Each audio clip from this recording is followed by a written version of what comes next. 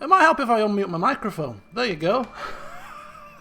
I did it on purpose. No, I didn't do it on purpose. I just forgot. Right, hello. Hopefully you can hear me now. Oh dear. I'm a professional, you know. I'm a professional. Don't let my antics fool you. They're all pre-planned, you see. Right, okay. Let's just minimise that screen for a second. There we go. We're on and we're in. Hello, welcome to my boudoir, people. Welcome to my Valentine boudoir. Pink to make them all wink. And unfortunately, you can't see the rose petals scattered all over my bed covers, you know. The rather large magnum of champagne to my right-hand side. Unfortunately, out of the camera shot, but you can use your imaginations. There's no petals, all right? Don't tell them I told you that. I love this music. It's very simple. It's very subtle. I don't know how loud it is for you guys, but I really like it. But it might be a bit loud, so we'll just dive into the game, so you might be able to hear me a bit better.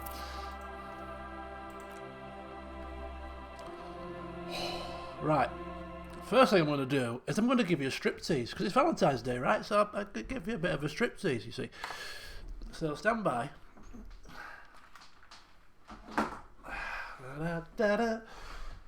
Oh.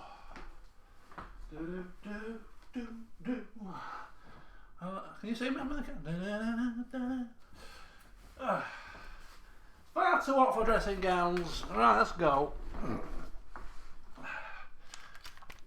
There you go. I'm giving you this for free, you see. Free entertainment. Okay. Too hot for YouTube. Indeed. Indeed. It starts with a dressing gown. That's as far as it's going to go, people, okay? This is an under 18... Well, it's not an under 18 show. It's an over 18 show. I mean, the amount of swearing in this game, it's not suitable. Maybe 15. Maybe 15. 15 plus. Hello, Canada's welcome. Right. The plan for the session is we're going to play Disco Elysium, obviously, but feel free to chirp in with any old random comments, you know. This is a bit more of a chilled out stream, really. I'm just kind of wanting to share my evening with some friends, because it's supposed to be a time where you spend it with other people, and I don't have other people to spend it with, you know. So I haven't got a drink yet, so I thought I'll grab myself a drink in a little bit. I just thought I'd warm up first. This is me sober. I'm stripping my clothes off sober. Well, I must have had something. I've had M&M's, you see. M&M's full of sugar, E-numbers. American M&M's, so they are full of E-numbers. Not this EU British nonsense where they take all the good tasting things out of sweets and drinks nowadays. Oh, you can't have sugar in your drinks. Oh no. You can't have E-numbers in your sweets. Oh God, no. It's bad for children. Who cares? Right. Okay. So here we are. It's 23:59, and we finished talking with a dice maker. And it was a rather enlightening conversation where we actually managed to convince her and ourselves that this place is cursed. This place is cursed. The bookstore woman is doomed to go bankrupt whenever the curse manifests itself, and there's nothing she can do about it. Sirloin steak and cauliflower cheese, and you're already through your first rum of the night. Oh my God. You're making me jealous. I've just sat here and said, I've not got any rum yet. I thought I'll just pace myself, just have a couple this evening. You know, I'm watching the old calories and all that, and rum is full of sugar. And now you're telling me you're already drinking without me? What is this? What is this? I had this evening, despite just telling you all that I've gone, you know, I'm doing very well, lack of red meat and all that, I've just had liver and sausages with mash and onion gravy. Oh, so that was my first red meat of the year, and it was flipping delicious. So very nice, very filling. Hence why I've not got any alcohol yet. It's filled me up, and I can't drink on a full stomach. Right, so we got a thought from the last conversation. Indeed, we did. The precarious world, which is a rather unfortunate thought in that all of our red checks fail whilst we are trying to memorize this thought, or whatever we do, process it. So the problem seems that seems like the point of this game is victory, the absence of defeat on all fronts. Victory in business ventures and creative undertakings, victory in love and over other people, political victory, ideological victory, hell, even sexual victory. How appropriate. Definitely a lot of object-based victories too, having things and not losing them. One problem though, not a lot of victors inside. Everyone's mostly losing. Why is that? And how do you not lose? Fish and chips. Oh, that sounds good. Good evening, Charm. Welcome. Oh, yes. Good old Hannibal Lecter. So what is the solution? There is no solution. See, there's a solution to this one. No, there wasn't a solution to that. I could have sworn blind there was a solution to this one. So the precarious world were thinking about victory. Now I haven't memorised any of these thoughts at the moment. I've read what they do, but there's that many of them. I'm not quite so sure what we should be doing. But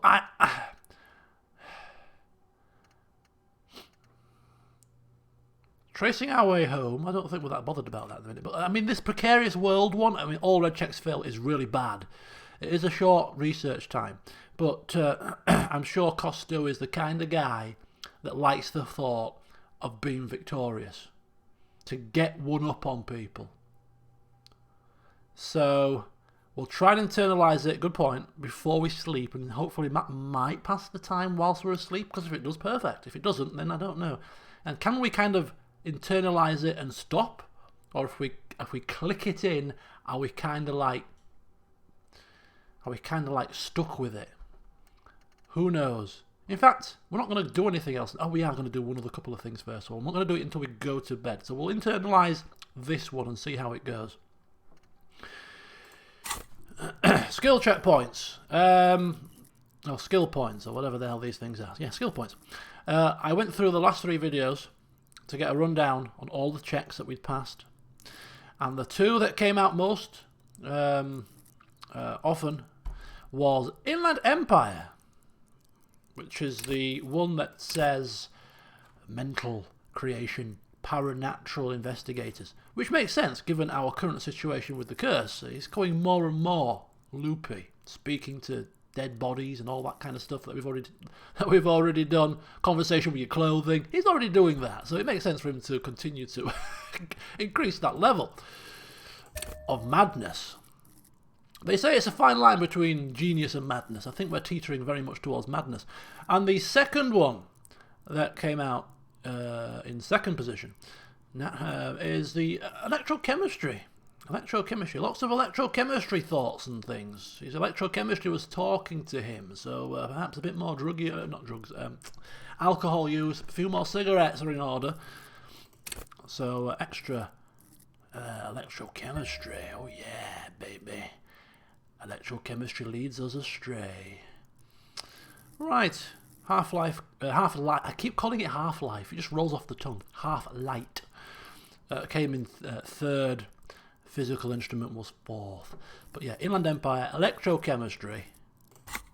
Oh yeah, let the good times roll. Right, we're going to now amble our way back to our whirling in rags temporary accommodation. We're going to stop off if we can in the kitchen first, if it's still open at this late hour, because we've got some boots to wash. Preferably before we wake old Kitsaragi up, you know. We can't wash him when he's by our side. Especially when we're going to go back, inspect the body one last time with him present, for him to notice that the boots are missing. He may ask a few questions if we suddenly turn up with them. How did you get these? I found them in the street. Somebody's gone into a bear fridge that they didn't know existed and pulled his boots off. It must be that Kuno fella. Terrible little child, little urchin. I'm probably going to be streaming till round about 10:30. Trouble, I can't stream this for too long. There's a lot of talking, you see. Plus, rather annoyingly, I've come down with another cold for the second time in the space of 4 weeks. So, when I was recording my video update earlier, I broke into a coughing fit. So if that happens, I may be screwed. But a good sip of rum or two will soothe the old throat, I'm sure. Good medicinal purposes. Not that my electrochemistry is talking to me.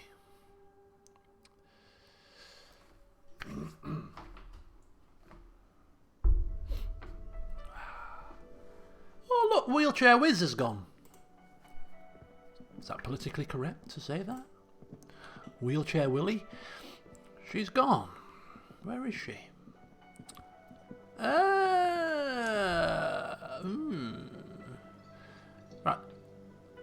I mean, there's a sink in the kitchen. Can't we wash the boots here? Maybe we can nab some more brew. Ooh. This industrial gas-powered stove has been used to prepare food. For many hungry hostel guests, there are several pots and pans on hand. Check out the cleaning supplies. Can they clean boots? Soaps, bleaches, a bottle of white vinegar in the cabinet next to the fridge. Soap. That's exactly what I need. Lots of soap. The bottom of the pot fills with shiny white goo. All right now, Jeff. Light the stove up and boil 'em. This is Costeau channeling his inner Gordon Ramsay. Soap, water, boots, done. The soap bubbles over the rim of the pot. The water slowly comes to a boil. And now we just patiently wait for them to fester. Strips of polymer fabric and human tissue separate from the lining of the boots. They float to the surface. The bubbling surface. How beautiful. It's like a new art form. A 2-course dinner of rotting flesh and hardened ceramic. Costeau's Valentines. Oh my god. Oh. I think I'll pass. I'm vegetarian, Costeau. I'm vegetarian. Have you got any cauliflower? The boots look cleaner and cleaner. Those bits of human flesh are beginning to look cooked. You can smell it too. All it needs is a bit of salt, pepper, maybe a bit of paprika. Ooh, beautiful. Just like beef stew. I hope you guys have eaten. Half-Light. You should taste some. No, we should not taste some. Oh! Oh! Oh! Oh no! Why would you give an option like that? Okay, I don't know why I'm asking you to do this, but I think we should have a vote. I think you guys should have your say here. Oh. No, Costeau, don't do it. Come on, it's soap, it's boots, it's ceramic, and it's human flesh.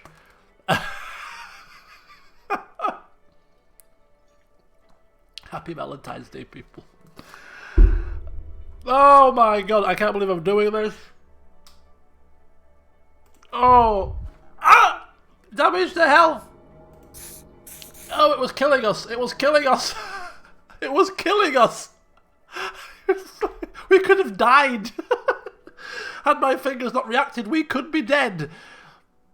The scorching hot stew burns your finger and tastes absolute. Of course it does. What do you think it was going to taste like? God's sake. Costeau, man. You disgust me. Half-Light, pipe down next time. Morale critical. Jesus. It's killing us. This stew is literally killing us. You're tasting another human being. You shouldn't. I don't know what happened. I don't know what happened. My finger just went in. I don't know. A few more moments and the boots will be ready. Oh my god. Dump the sock and flesh stew and examine your new boots. Yeah, well, obviously it didn't taste good enough to serve to the punters, so spill it and examine, hopefully, what will now be flesh-free, shiny, expensive boots. Clean, but smell a bit funky. Yeah, the problem was the stew was hot. Yeah. It was the temperature that caused the issue. Nothing to do with the floating human flesh bubbling at the top. None of that, nah. It was bland. Feels like you should have used vinegar too. Now, if you're going to do a job in the kitchen, Gordon Ramsay would not approve of a half-arsed effort. Let's put it back in again with vinegar and get this done properly. The strong vinegar odour forces you to take a few steps back from the stove. Let's continue to wait. This is well past our bedtime now. The whole kitchen now smells like white vinegar, but maybe your boots won't smell like a corpse. Right, out with the water once again. Sniff the boots a second time. A pair of real beauties. The boots are shiny, hot, and reek of vinegar. Just perfect. Ramsay out. Oh, it's not escape. It's what am I doing? Well, we'll have a look at the new boots first. Can we wear these? We can wear these? Holy flip. +2 to authority. We can't really wear them. It doesn't go with the attire. Where's my shoes? Where's my crocodile shoes? I want to sell them. Can you not sell these? Oh my god. So you can actually wear them. You reckon Kim Kitsuragi would be suspicious if we start walking around in some T500s? Nah, I won't notice a thing.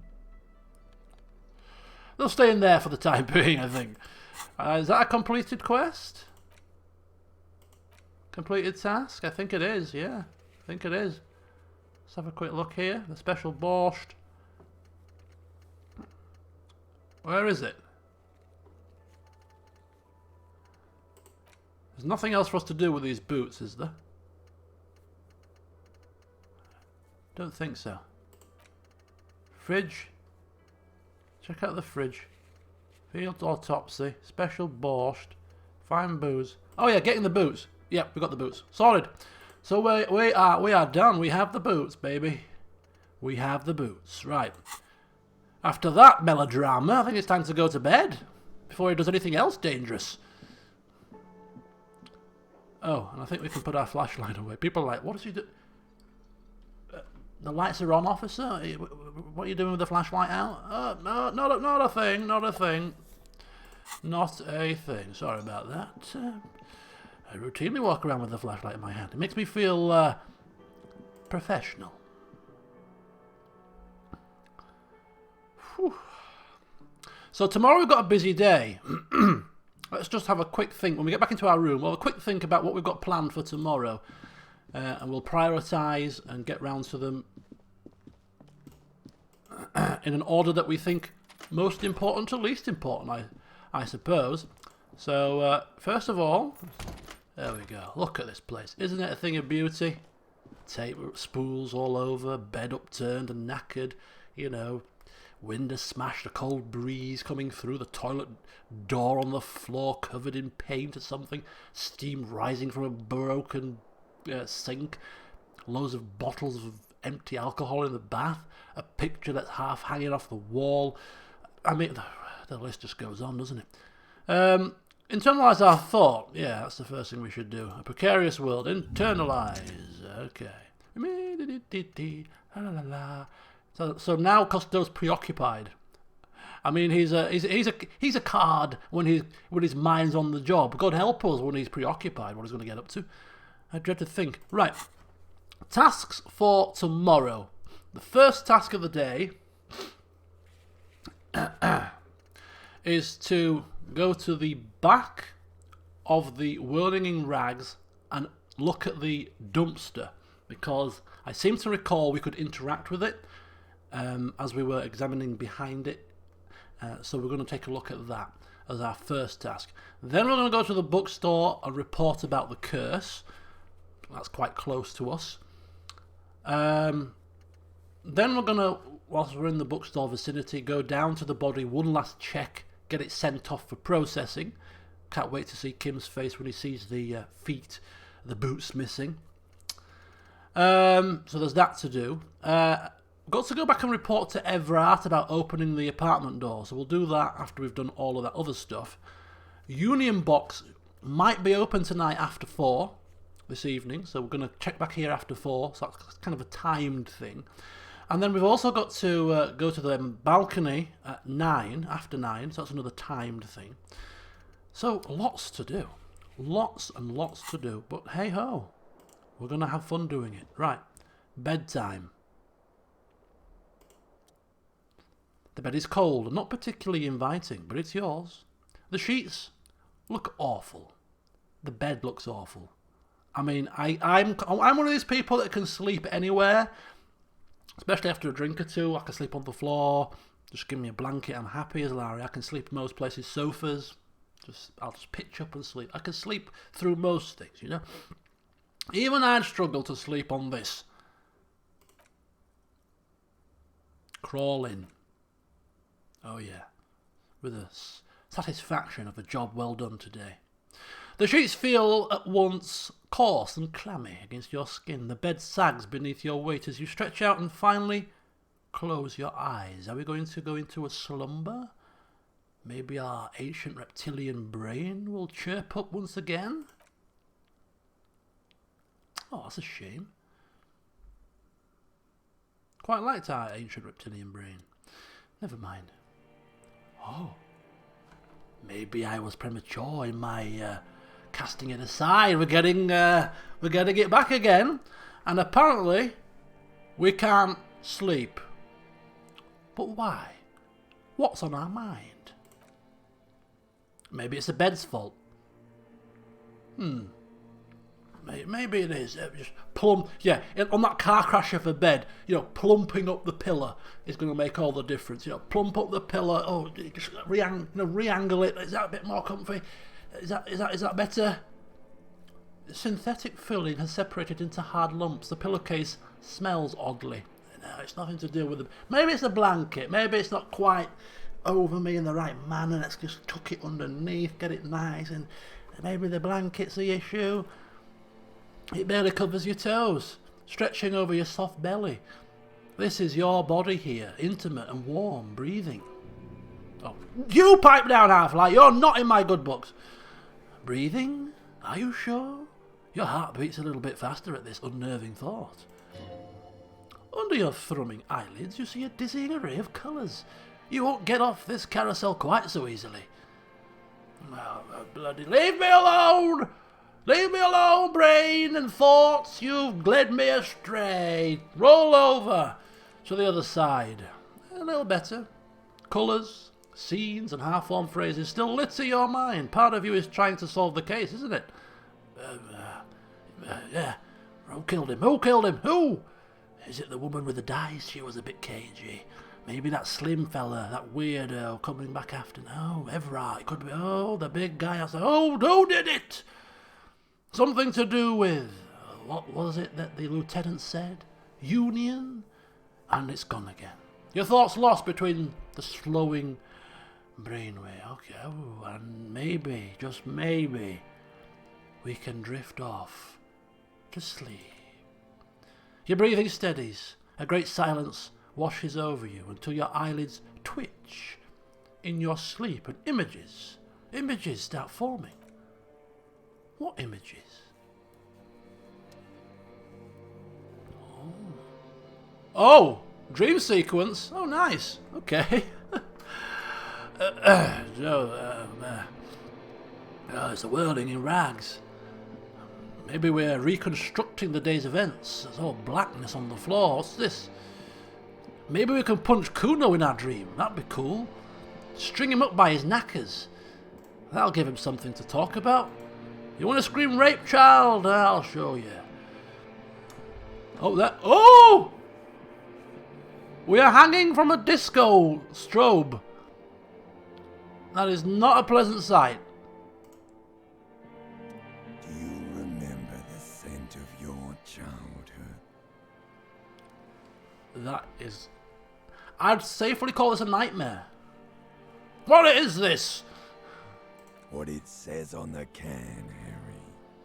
Answer the question. I remember nothing. Do you remember your wife's hand on your face?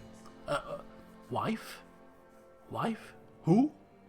Do you remember the warmth of her thighs, between her legs and in her mouth? Look, tell me what this is. I'm not answering before you tell me who you are. Or this game. No. You know who I am.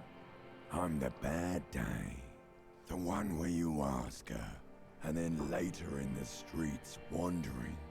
It's the worst day of all time, Harry dear. And it's coming.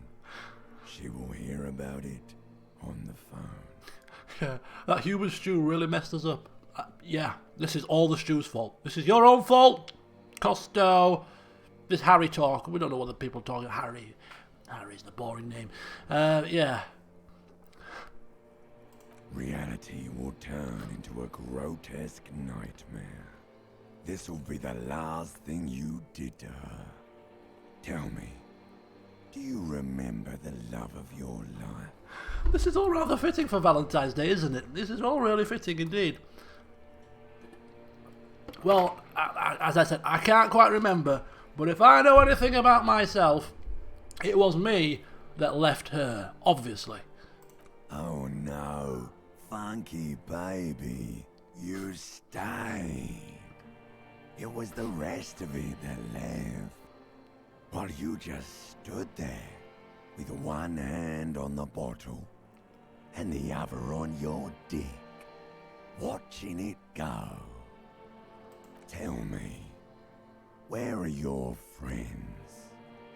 Human beings have friends, Harry boy. Where the hell are yours? Look, I can get it all back when I'm good and ready. No, it's gone. 3 times gone and never coming back. You failed. You failed me. You failed Elysium. Elysium? What is Elysium? Everything. The Pale and the Isolas on the surface. The outer magnetosphere. Burning, furious truth. 8,000 years of written history. You really dropped the ball, Harry. 4.6 billion people, and you failed every single one of them. You really fucked up. It's a bit harsh, isn't it? Maybe 1 or 2, but, you know, 4.6 billion is a bit extreme. And I've talked to you before. I've heard your voice before. No, Harry. You were just talking to yourself. That's all you ever do. Even in your dreams. And the act is wearing thin. The spots on the disco ball fade around you. You'll be back in those cold snakeskins in no time. Sweating up the bed. Stinky boy. Don't worry, I can come back from this. I ain't caving, I ain't breaking, I ain't bending. I picked up a weight in that gym and I pumped it up. I'm a strong man. You're not coming back from shit. Thrashing around in that high conductivity state of yours. Bumping into things and acting like a clown. Who are you kidding? Bumping into things and acting like a clown. Look, I'm trying to solve a case here. Leave me be. You're trying to what? I can't hear you. This is just a word dream now. Jumbled up garbage. The pictures are gone. The bed rises to meet you. A thin, sleep-like state. More glass than velvet. Grinding in your head. Something is wrong. Sleep shouldn't be this bad. This dry, this unnourishing. There's something wrong with your thoughts. Some kind of new type of hangover.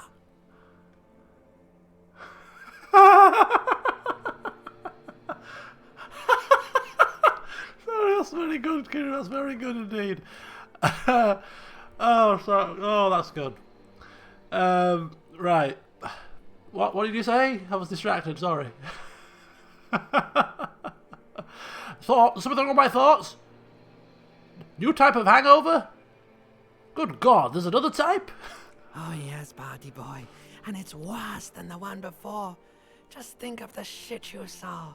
Here it comes too. So soon already. A silent alarm goes off in your head like clockwork. Barely let you sleep at all. Time to get those clothes on, Harry. Harry. Time to go to work in the shit factory. Okay, well, I'm glad to say I don't have dreams like this. These are weird dreams, people. Weird dreams, right. Oh. It's a bad day, man, bad day. We're there. Ooh, shake it off, Costeau, shake it off. It's not as bad as you think. Come on, get a grip. Electrochemistry chirper. Good going, Betty. What the hell was that? Oh, just a dream? You have ones like that all the time. You feel even worse this morning than you did last night. What the hell is going on with me? You mean, why are you so tired? Too tired and down to even think? It is worrying, isn't it? You can't be a detective like this. Detectives need to be able to think. No. Why is this happening? It's just that your heart has finally pumped all the speed out of your system, Buster. Time to get some more. Oh, you're a bad influence, electrochemistry. You're too weak to say no now. Waking up is the worst part. Maybe somewhere down the line you could decline. Speed? I've kind of got an inkling as to what you're getting at, but you care to just clarify what you're telling me here, electrochemistry? Obviously his volition has failed, his will has failed, it's not a good sign. Speed is a potent central nervous system stimulant. It kept you propped up all day yesterday despite your debilitating hangover. How else do you think you even got up from the floor? It's power, man. It's professionalism. It makes you feel like you're young again and ready to detect, ready to go to war against the world. Okay, let's think about this logically, people. His electrochemistry increased at the last level up. His volition has failed. His resolve has failed. His mind's eye, his electrochemistry mind's eye is telling him he needs speed to function. I'm afraid Costeau has got a drug problem, it looks like, and we're powerless to stop it. I need some more then, obviously. I can't function like this. I can't have dreams like this. I can't be going around tasting human flesh soup. The only reason why I've tasted that damn soup must be because the speed was running and I was going and clouded in just, my judgment was clouded. Let's get some speed. Of course. Mayonnaise is speed central. You just gotta poke around. Follow your nose. Find speed and... Oh my god. Oh my god. I'm trying to comprehend whether or not I have taken drugs in a video game before. And, Fallout there's like Psycho and stuff. But this is bad. This is very bad. This is bad. You and Speed will be happy again. You will make her come home. This time it will be different.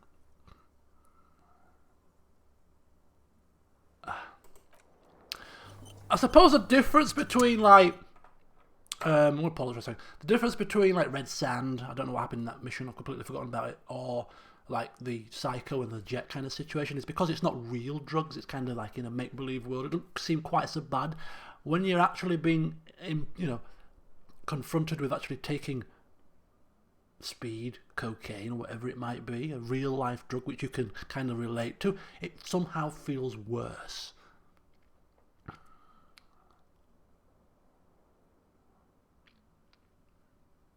I don't care about you guys, I'm just thinking about myself, I'm playing a detective, a cop here that's taking drugs. I mean, it's just completely against all my morals.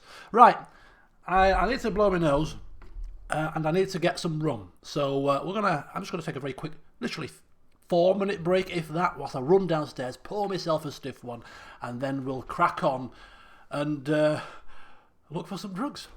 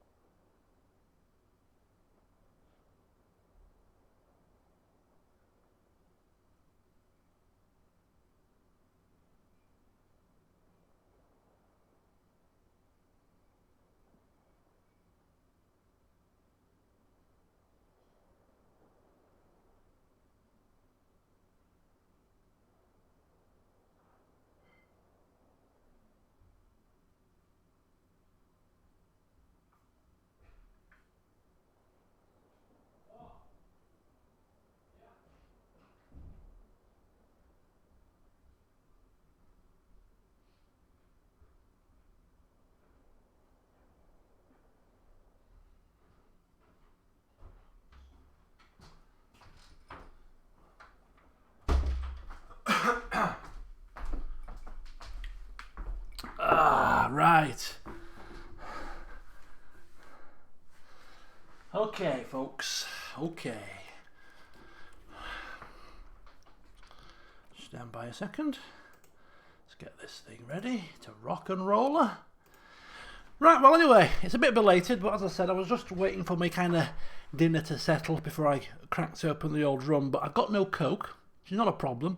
So I'm drinking my rum, and as you can quite clearly see, it's a rather large measure. It's probably 2 doubles in there. I'm having it on the rocks. So cheers everybody, happy Valentine's Day.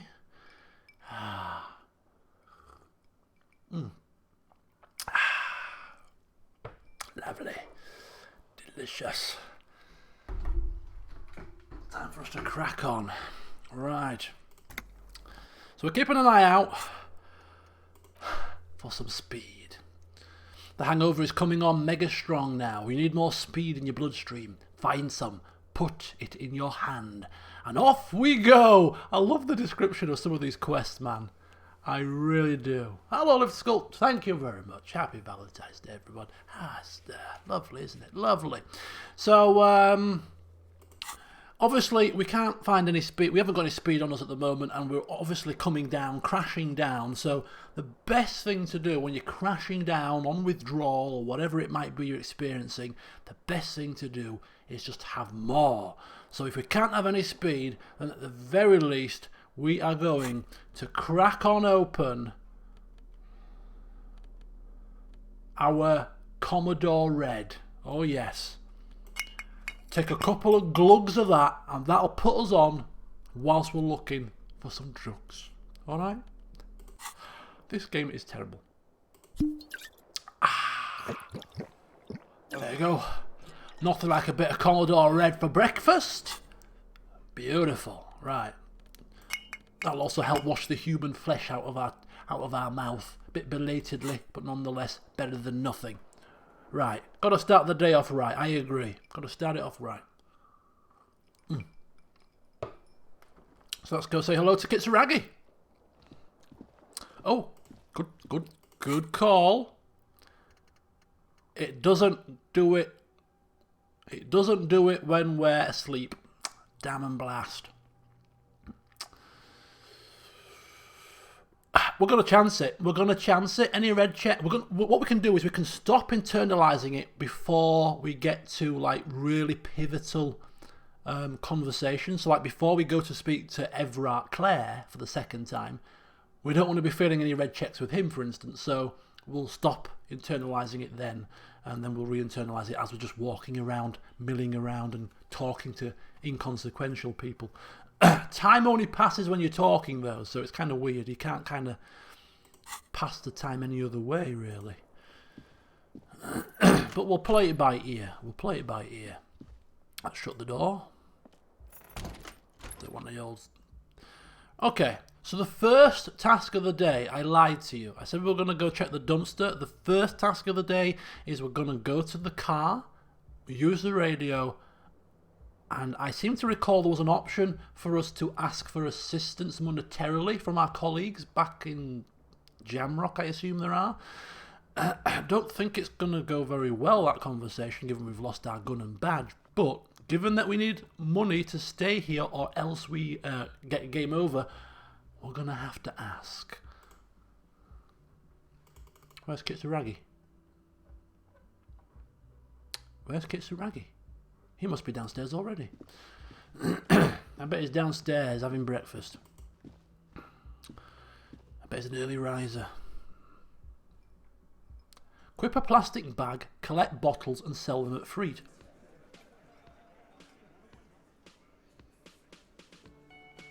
Aha! Things have changed. Things have changed, people. Let's go say hello to Kitsuragi. Good morning. Morning. Gives you a quick nod. Looks like we can get to work at once. The Union muscle turned up. He points to the mess hall doors. They look rowdy. We should talk to them. Yeah, what do you mean rowdy?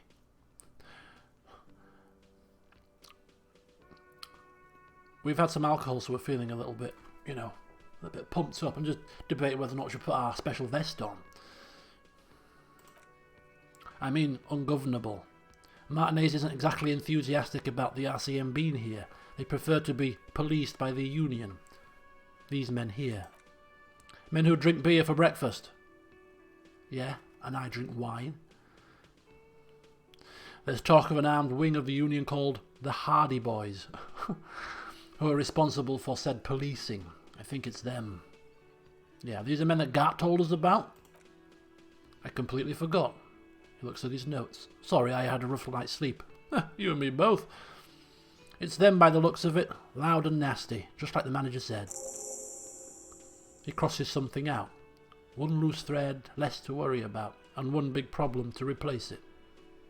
We don't need reinforcements, even a laugh. Do they know who I am? Right, let's rock and roll, baby. Let's ruffle a few feathers. One more thing before we do. He glances at the booth again. We don't have to talk to them immediately. We can walk right past them, continue with our business. Authority. Good. A power move. Purposefully concentrate on something else first. But I want to confront them now. I've had wine and everything. But aren't you curious to know what they have to say about the murder? Yes, I am logic. Thank you. Thank God some sense around here. They're in no hurry to leave. They think they own the place. Anyway, I leave that choice to you. Whatever you decide is fine by me. Hello, lady in the wheelchair. How are you? Just a moment. Ooh, the old woman turns back to the cafeteria manager. And there's no public phones nearby. The closest phone booth is down the coast. Sorry for the inconvenience, Mum. The cafeteria manager appears genuinely apologetic. It's fine. I understand. Thank you anyway.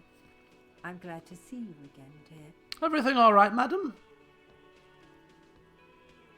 Please don't trouble yourself about me, sweetie. I was just hoping to make a call, but the Whirling's phone line isn't working. Oh, that's a shame, isn't it? The union office probably has a phone, but I can't really get there. Or to the phone booth down the coast, and Gary's phone is dead too. I mean, we've got a phone in our car, for God's sake. What's wrong with the phone lines? The manager was vague about it. And why did you need to use the phone anyway? To let the young woman who is house sitting for us know that we may be delayed. Morel, my husband, and Gary were supposed to be back on Monday night, but they're still missing and I haven't heard from them. I was also hoping she'd heard from Morel.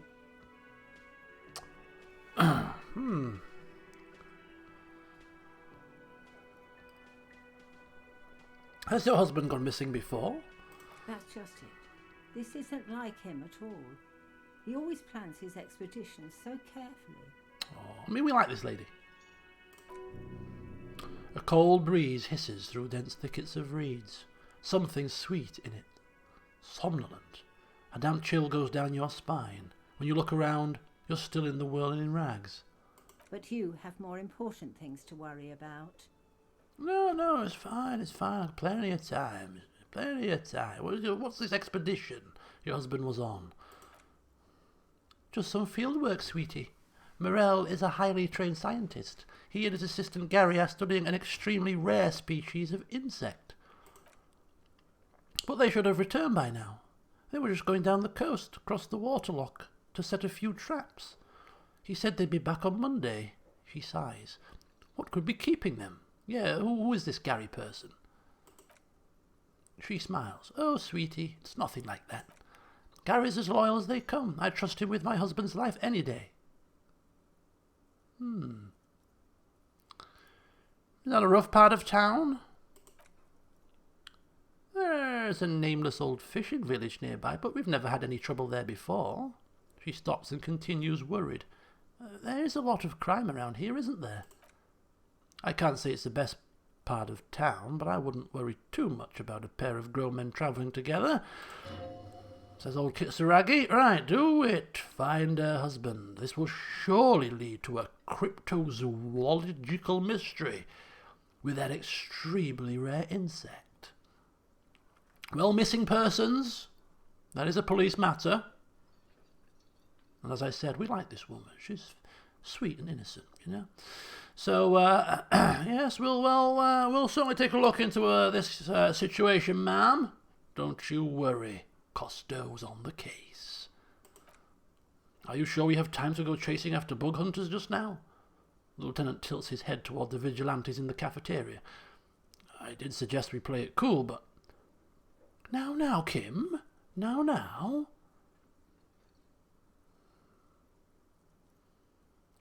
I've got a premonition. Yeah. Just police work.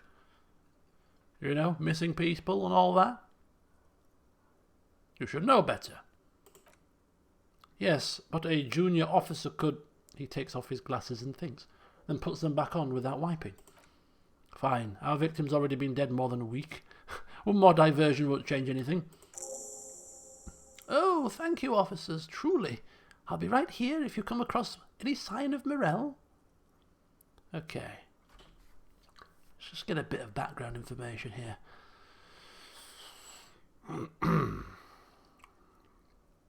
So, your husband is some kind of scientist, then? Oh, yes, she says with a pinch of pride. A zoologist, a cryptozoologist, to be more precise. Excuse my ignorance. What is that? It's a pseudoscience that attempts to legitimize research into mythological beasts and urban legends. The lieutenant sounds unimpressed.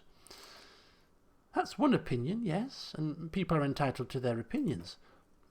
My apologies, ma'am. I did not mean to undermine your hobby. It's not a hobby, dear. It's a subfield of zoology, one specializing in animal species that are so exceedingly rare that many assume them to be extinct or even fictitious. Is that a red check? Thank the heavens. Science searching for such species called cryptids is difficult and often thankless, and frankly many scientists are too lazy to do it. Universities these days are rarely interested in supporting real research. Maybe you could convince her to tell you about some cool cryptids. Are we interested in cool cryptids? Tell me about this Morel character. Oh dear, I'm not sure where to begin. What does your husband look like? Well, his expression is slightly grumpy, his eyes are always bright and curious, like a small boy's, and his palms are quite coarse from all the field work, but he's quite gentle. Okay, but if I were to meet him on the street, physical description. He's a bit shorter than you, but with a larger frame. His longish white hair, usually a bit uncombed, you might say wild even. The Lieutenant pulls out his notebook and begins jotting down the woman's description. I've got it, Kitsaragi, I've got it. A bit shorter than me, white, long hair, stocky frame-ish. Larger frame, easy. Bloody notes every 5 minutes. One other thing, he'll likely have all kinds of field gear on him, even if he's not out in the reeds. Just in case. And it sounds like Bill Oddie. He does actually, doesn't he? And how long have you been married? Not that that's pertinent to the investigation, but hey ho. Well, we'll be celebrating our 16th anniversary this autumn. Her smile is soft. Not the most numerically satisfying anniversary, but I like the less obvious milestones even more somehow. And how did the two of you meet? Oh, this is a right little conversation. It's Valentine's Day. Via a dating agency. I'm ashamed to say. I was looking to get back into the scene after recovering from my accident, and he'd just divorced. We hit it off. And well, here we are. Well, I think I've got enough information to go on for now, and just out of interest, this rare insect that your husband's looking for, what is it? Oh, sweetie, it's fascinating. She catches herself, but I shouldn't bore you with entomological minutiae. The Lieutenant gives you a sideways glance. No, I've just to piss Kitsaragi off here. No, I want to bloody hear about these insects. Well, you tell me a bit more. It could be pertinent to the case. Well, she hesitates. It's a phasmid, technically, but oh yeah, here comes the interesting. Where other phasmids imitate sticks or leaves, this one's a living reed. It disguises itself among the reeds here on the Insulindian coast. She looks you in the eye and nods thoughtfully. Hence its name, the Insulindian phasmid. Perhaps you'll end up co-discovering the phasmid with us officers? Oh, here we go. There's a touch of awe in the way she enunciated the creature's name. I knew it! Lieutenant sighs. We're going to be chasing make-up insects with cryptozoologists. It's not made up, officer, I can assure you. It's simply elusive. So much so that most establishment zoologists doubt it exists at all. What makes you think it's around here? Well, some teenagers making out in the reeds saw one. They didn't know what it was, of course, but there was a brief article in the local newspaper about their encounter with a ghost insect that looks like the reeds. Gary sent us the clipping. Interesting. Maybe the phasmid made the teenagers make out. What? So it's what is it, an aphrodisiac of a thing, is it now as well? My God. So a newspaper clipping is the evidence you have. Of course, most phasmid sightings turn out to be false alarms, but their description matched the Insulindian phasmid perfectly, and they didn't even know what they were looking at. So is it dangerous? She chuckles to herself. No, not at all. Why else would it hide itself so carefully? Is it valuable? Oh, I doubt it. No one gets into cryptozoology for the money, sweetie. Does it have cool powers? Yes, it can blend in almost perfectly among the reeds. Her face lights up at the thought of it. It's how it stayed hidden all these years. Centuries even. So what exactly is special about this stick insect? Oh dear, I'm afraid I'm not explaining this very well. It is very special. The woman's face flushes with embarrassment. Morel can explain it all much better. I wish you could hear him describe it. Then you'd understand, I'm sure. Okay. Well, we might as well try. Any other cryptids that are in the area? Just out of interest.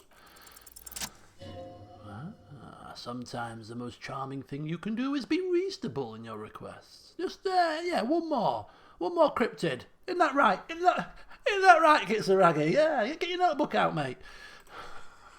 I suppose you could use a break, and I could use distraction. Yeah, exactly. Just stop rolling your eyes, Kitsuragi, behind your binoculars. Throws you one of his looks. One cryptid, like you said. One. This can't turn into some kind of cryptid extravaganza. We have things to do. Oh, now. It's all about the finer details.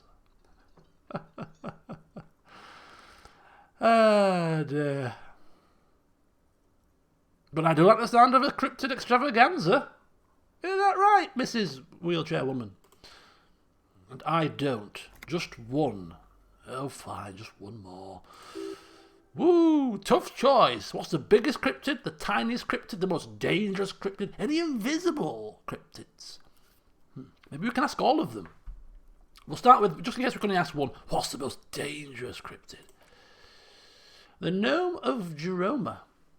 She pauses for effect. Oh. But it doesn't sound too bad. Oh, it is. None of its victims survived. Grieving relatives never even found their bodies because the gnome's venom dissolved organic tissue. Oh. And what does this cryptid look like? It was reportedly a small creature with webbed fingers and a protruding forehead. An ungainly little thing, quite scary to look at. A couple of campers found it when it was already dying. They heard an odd wailing in the woods and followed the sound. They were scared and wrapped it in tarpaulin to suffocate it. She looks at you, her voice grave suddenly. It still took the gnome of Jeroma an entire day to die. If the body of the creature was found, the lieutenant can't help himself, why aren't there detailed illustrations of it in science textbooks, confirming the existence of this very lethal species? Alas, the first scientists who got his hand on the creature's corpse put it in a jar of formaldehyde, thinking that it would detoxify the gnome's venom.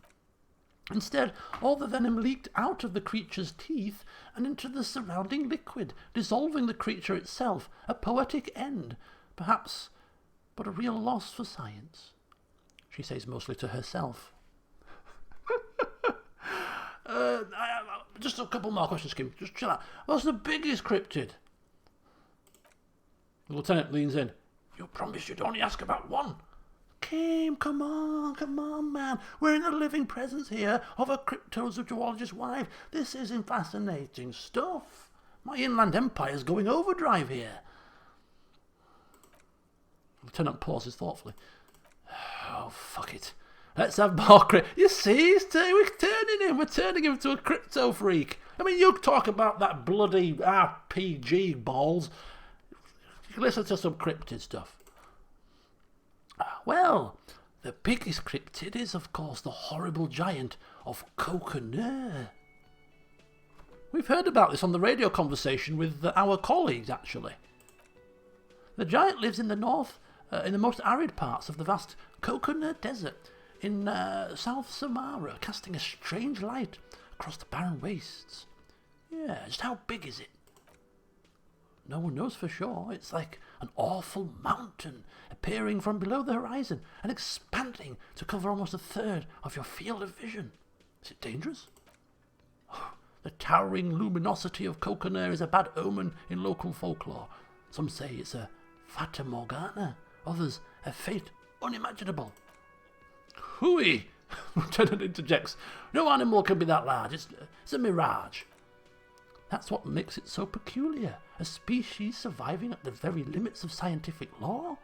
The giant of Coconut must be the largest animal the planet can support. There are limits, you see, as to how large a metabolism an ecosystem can beget.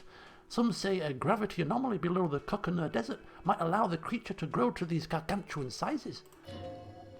Great! This is great shit! You need more! And the tiniest cryptid? Cryobacter catlensis. What the hell? What?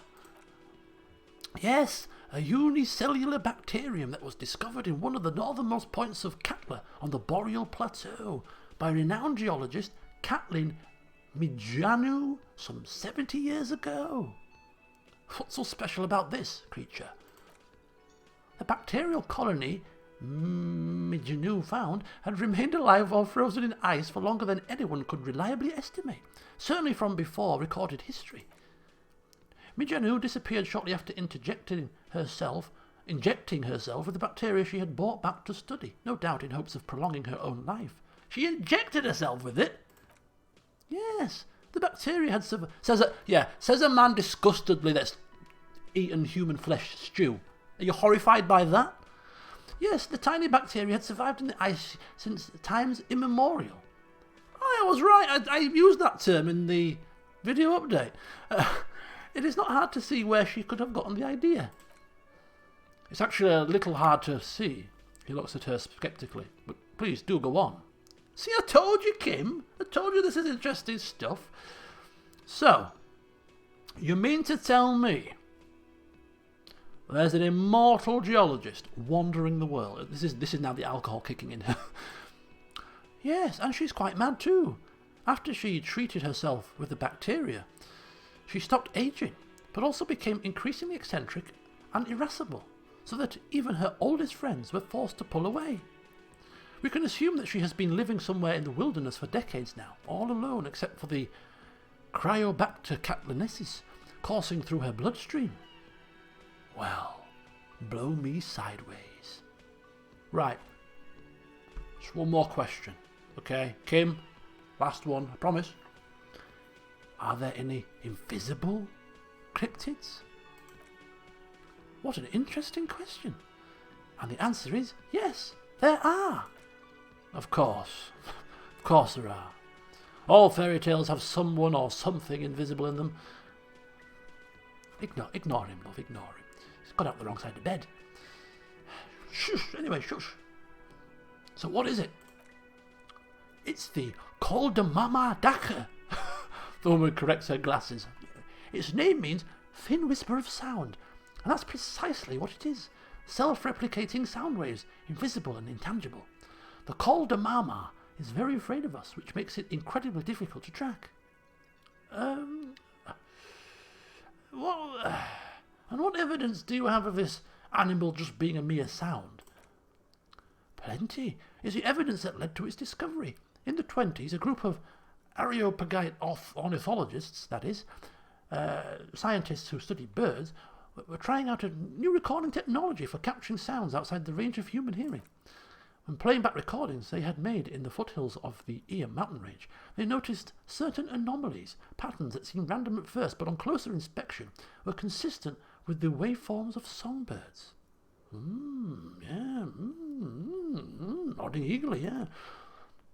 The scientists soon discovered they could track and even predict what appeared to be feeding, mating, and migration patterns based on sound waves in a strictly delimited range of ultrasonic frequencies, even higher than those of the highest pitched bat calls. They realized that they had discovered a new species and called it the Coldamama Daka, after the Pericanassian name for the voice of God, which is said to be very silent. Oh, please continue, this is fascinating. They grew quite obsessed with these little birds, even though they couldn't see them. They could distinguish among individual birds, and, she smiles, even began to name some of them. Name them? Oh, yes, Sequester, Time, Josquin. She nods. Those are but some of the Mama Daka they followed individually. Oh, what does it sound like? Like nothing. It's such a high-pitched sound that us humans can't hear it, nor can other animals. It could be ringing right outside your window, and you wouldn't even know it. It could be anywhere, everywhere even. Lieutenant looks at her skeptically. Fine, I'll bite. How can an animal be a sound? Many scientists have asked the same question. Some have claimed that it isn't itself a sound, but a tiny corpuscle that emits sound waves. But there's no evidence to support this theory.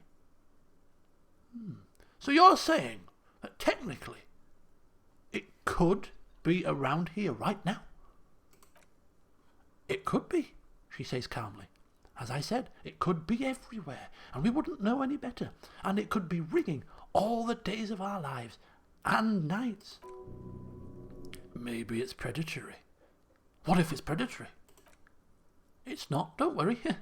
If it were predatory, we would have found it by the damage it inflicts. I wouldn't be so sure. What if the damage is also invisible? Oh, we can't ask that question. So why is the Mama Daka so afraid of us?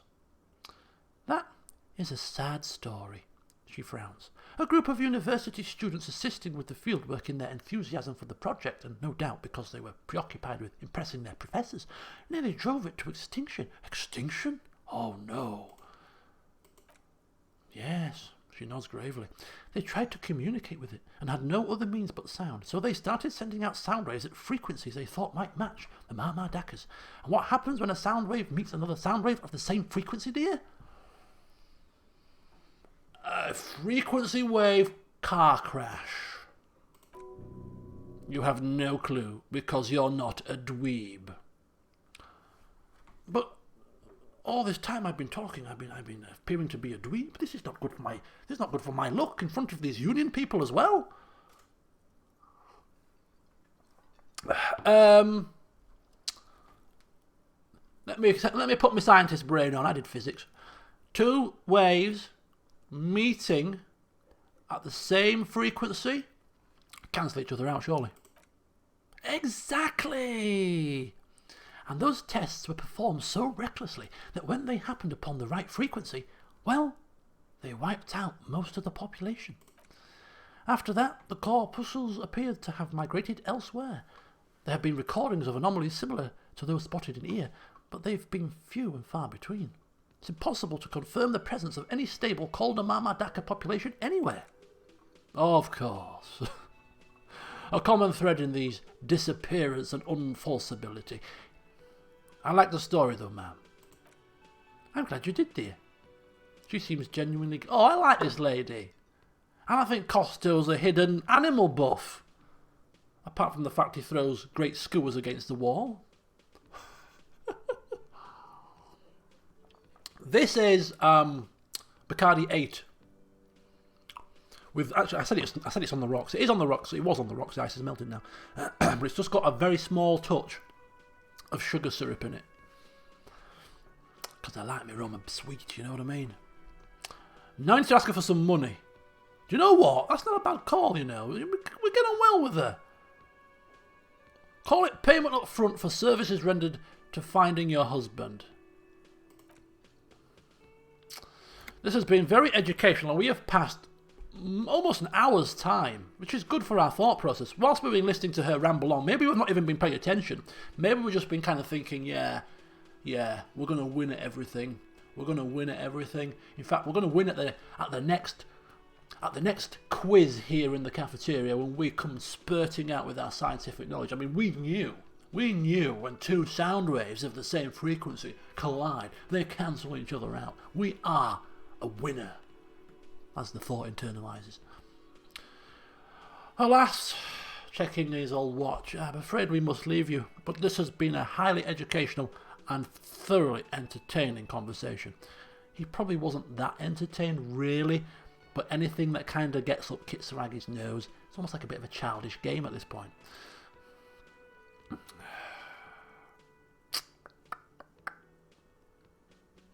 It's all now. Okay. Wow, someone's been a little boring. Nothing like a bit of science in the morning. Get out of here. I didn't conjure you anyway, drama, wherever you are. Get out of it. Bloody drama. Let's see if he's got anything new to say this morning. Can I help you? About my bill for tonight. Can we not just wave it? No. Damn. Can't we just threaten to arrest him again for throwing officers onto the street? So there's a few more that we can unlock, or that have become unlocked again.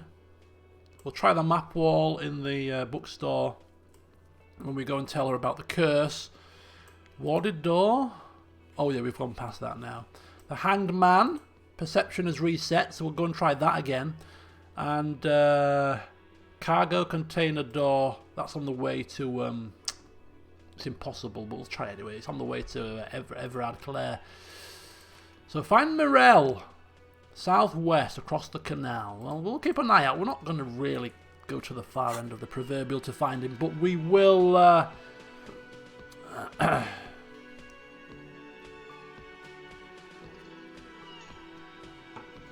we will keep an eye out. What sheet door? Has that reset itself? Oh, you mean the propped up metal sheet? Is that what it was talking about? Padlock door. Mirror, Kuno, map wall, warded door, map wall. That's not on here, is it? We are going back behind there, so we'll try it anyway. Okay, so the question is, my friends, there is a way to move the camera. I've seen somebody do it in a playthrough, and I can't seem to get it to work. You can like move the camera independent of you clicking. How do you do that? Is there a? There's no option. There's no keys. Not a clue. Not a clue. Right. Anyway. Hello, JJ. Ooh.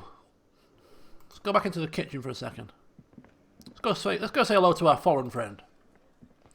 Hello. Notice any strange smell? No, sorry, nothing. The tomatoes are so thinly sliced you can see through them. We are an expert when it comes to cookery now, you know.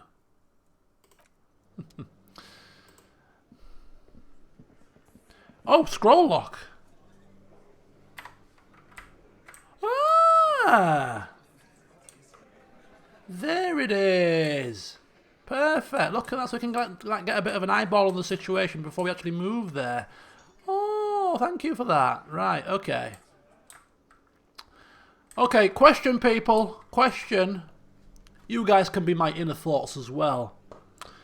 Do we put on our best tank top and go forth and speak with these goons now? Or should we let them stew for a bit? What do you reckon?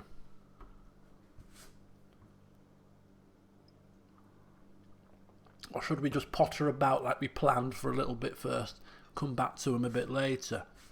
I'm assuming by coming back to them later it's relying on you getting a few levels up or whatever, but we're already swigged our wine. We're already feeling kind of frisky, ready to tackle these hard-nosed. Yeah, let's crack on. Let's crack on, I think so. Strutting with a tank top at 8:30 in the morning. Exactly. What does this give us? +1 to shivers. We don't need shivers now. What's this crappy shit? Logic. Who needs logic? Let's put this on. Oh, wife beater. Keep the tie, of course. It completes the look perfectly. What else can we put on to boost our chances? Extra suggestion. Authority. Drama. Electrochemistry. Logic. -1 to savoir-faire. Savoir. Electrochemistry, less reaction speed. Do you know what? I think these go better. Yellow outline, yellow trousers. Yeah. Looking good, Costeau. Looking good. The last person to mock your attire got a flying kick in the face. See how this conversation pans out. Right, we bet. Oh, but then you can't. It doesn't follow you. Okay, I see. I think we better save it. In fact, save it. And I think we better stop internalizing this thought as well for a second. Just in case any sort of major checks crop up. Right. It's rock and roll. Police officers in the house. Let me handle this. Oh, is this the gardener? Oh, look at you. All innocent outside. Now you're with your buddies. You bet you wanna step up to the law, do you, love? You seem a little different today. Less hospitable. That's what I noticed, Kitsuragi. She's growing a pair, is she? Well, she's picked the wrong time for that charade. You are far from home, lieutenants. This isn't a district known for its love of self-proclaimed militiamen.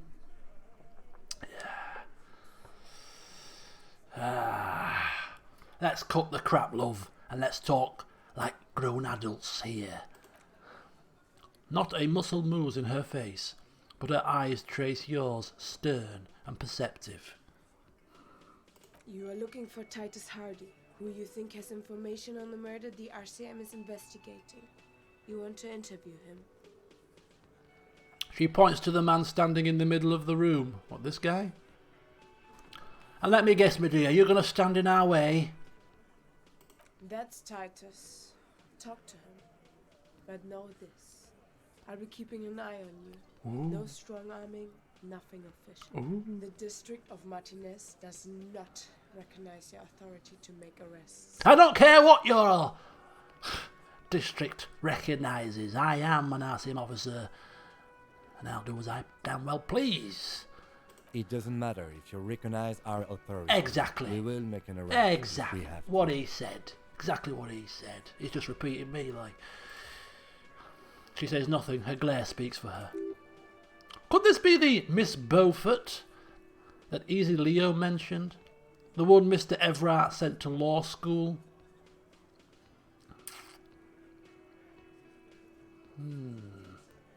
Miss Beaufort, is it? My sources seem to tell me. I suggest not wasting time on trivial pleasantries and focusing on why you are actually here. Titus Hardy? She points to the tall man by the table. Even though she has excellent control over herself, something moved behind her eyes, in the way she stands, in her face. You caught her off guard. Push her some more. Easy, Leo told me about you. We're dropping him right in it. Collateral damage. He likes to yabber a lot. You're not here to chat up the legal counsel. You're here to question these men. You set the pace and the topic of these conversations here. Establish that.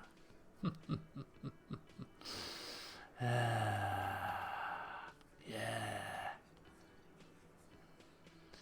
Oh my God, what shall we say here?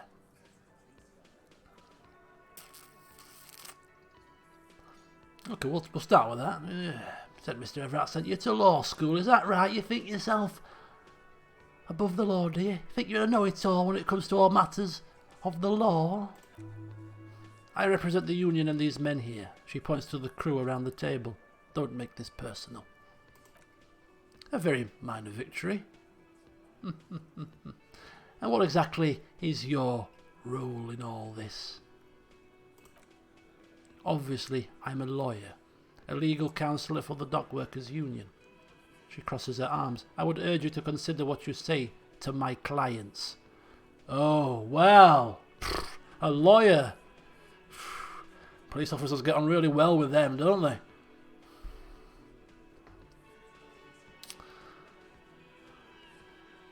And if I do, can't help ourselves here. What exactly are you going to do, Miss Lawyer? The lieutenant is not satisfied with the approach. What are we going to do to you? She starts laughing. It's a cold laughter, devoid of joy. The union isn't going to do anything to you. It's not a crime to syndicate. It's a labour organisation. A gruff humph from the table. Goddamn right it is! If anything, it is the RCM who do things to people. She shakes her head, but we digress. Well, I've talked enough to you. I'll go speak with the organ grinder, shall I? This is what I studied law for. She questions, what? Be too low level for you, duh?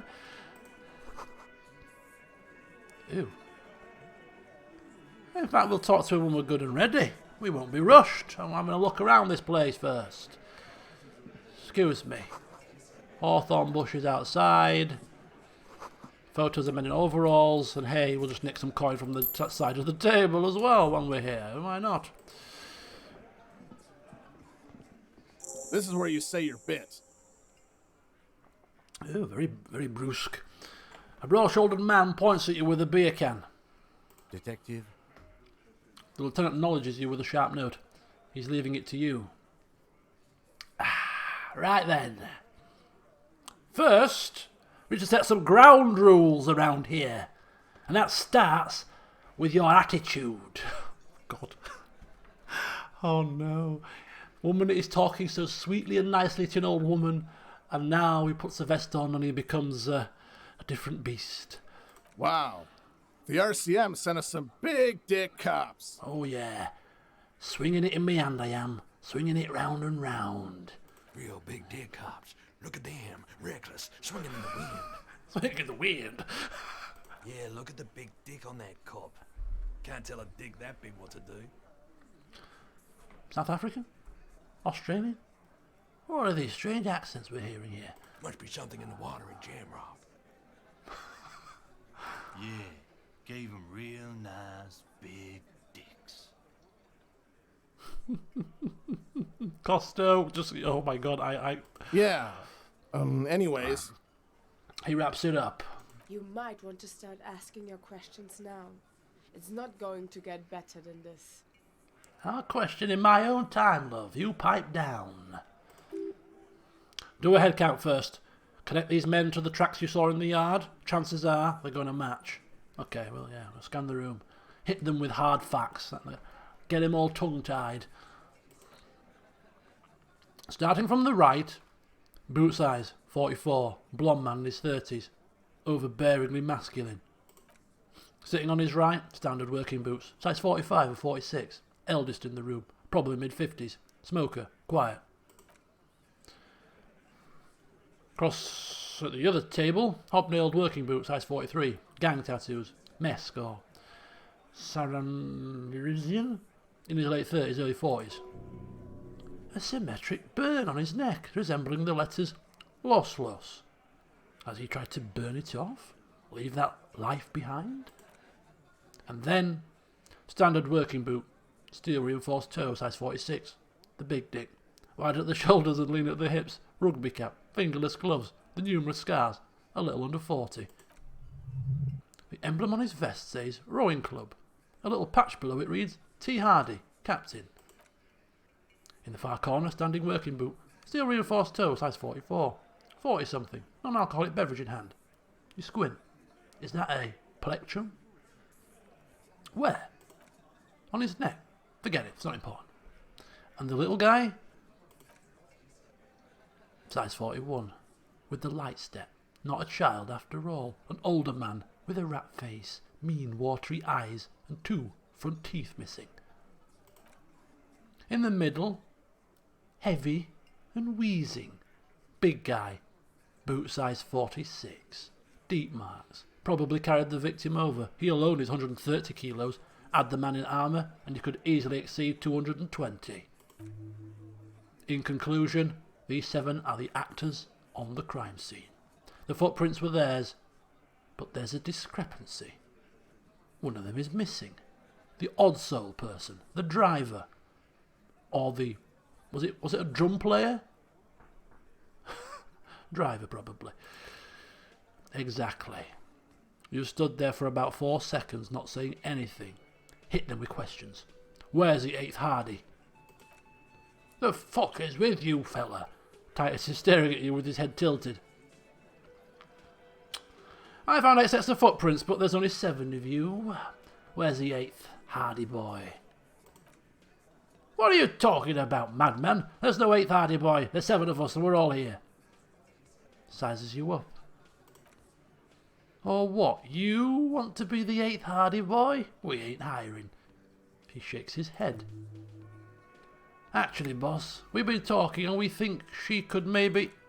Shut the fuck up, Glenn, he roars. I do the talking here. Now what the fuck do you want, cop? So, let me get this straight. There is an 8th Hardy boy. It's a she. And you don't like us talking about her. That's right. We're not talking about this. This is a private Hardy Boys matter. Nothing to do with your shit. And, he points at Kim, you're not cops here. Don't go digging around if you don't want a bullet in the back of your head. I'm watching you. Good. We're all watching each other. The lieutenant adjusts his spectacles. Officer, your question? There's no point in pushing it further, he thinks. This is already a victory. We'll learn more about this 8th Hardy sooner or later. Yeah. We've got him on notice. We've got him on notice. The man in the backyard, the hangman. Did you do it? Oh, that's a bit... Ooh. Do we ask that? Or do we take away our little victory now and just let them stew?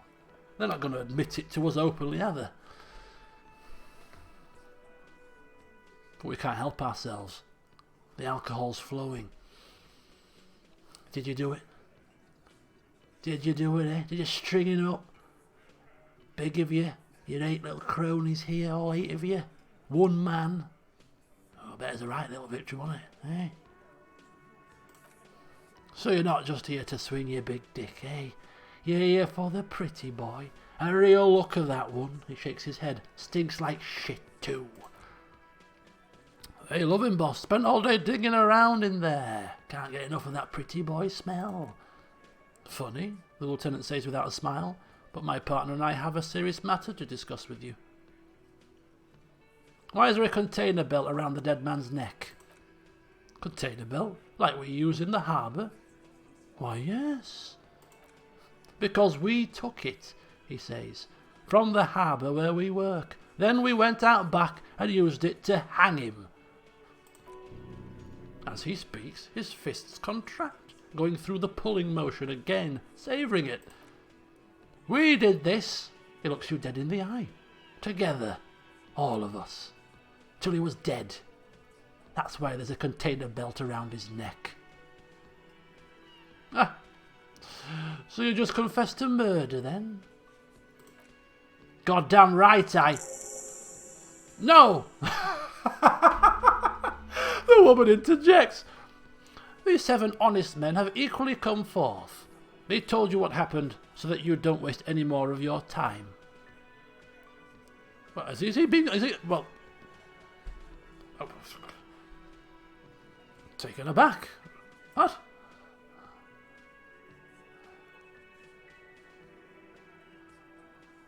So they are admitting to the murder. I mean, game over.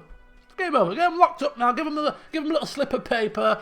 Ask him to be at the station within 7 days. Job's done.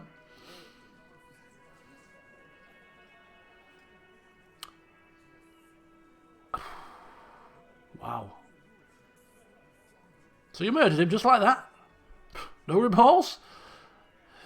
Yeah, I mean, he's taken us aback on that one. Didn't expect that. How many people have you sent to the chase? Ever felt remorse for them? Or sent them to reunion to rot for 20 years for life? He says it as if it were worse than dying.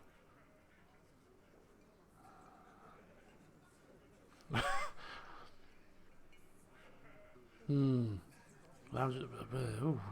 really too keen on any of these options. But we'll go with this line. Scum of the earth, bad people. Got what's coming to them. Titus grins. Rest assured, lawman.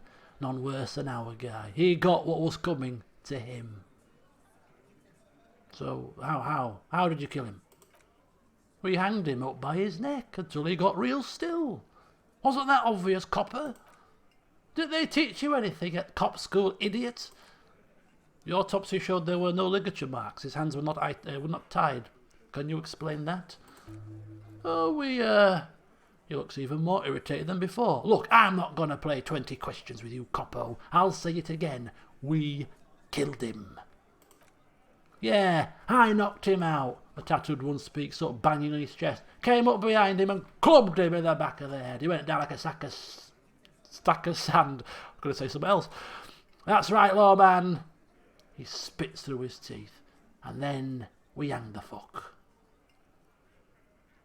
Well, it's a good job that we didn't have that thought going on here, because we do have a red check.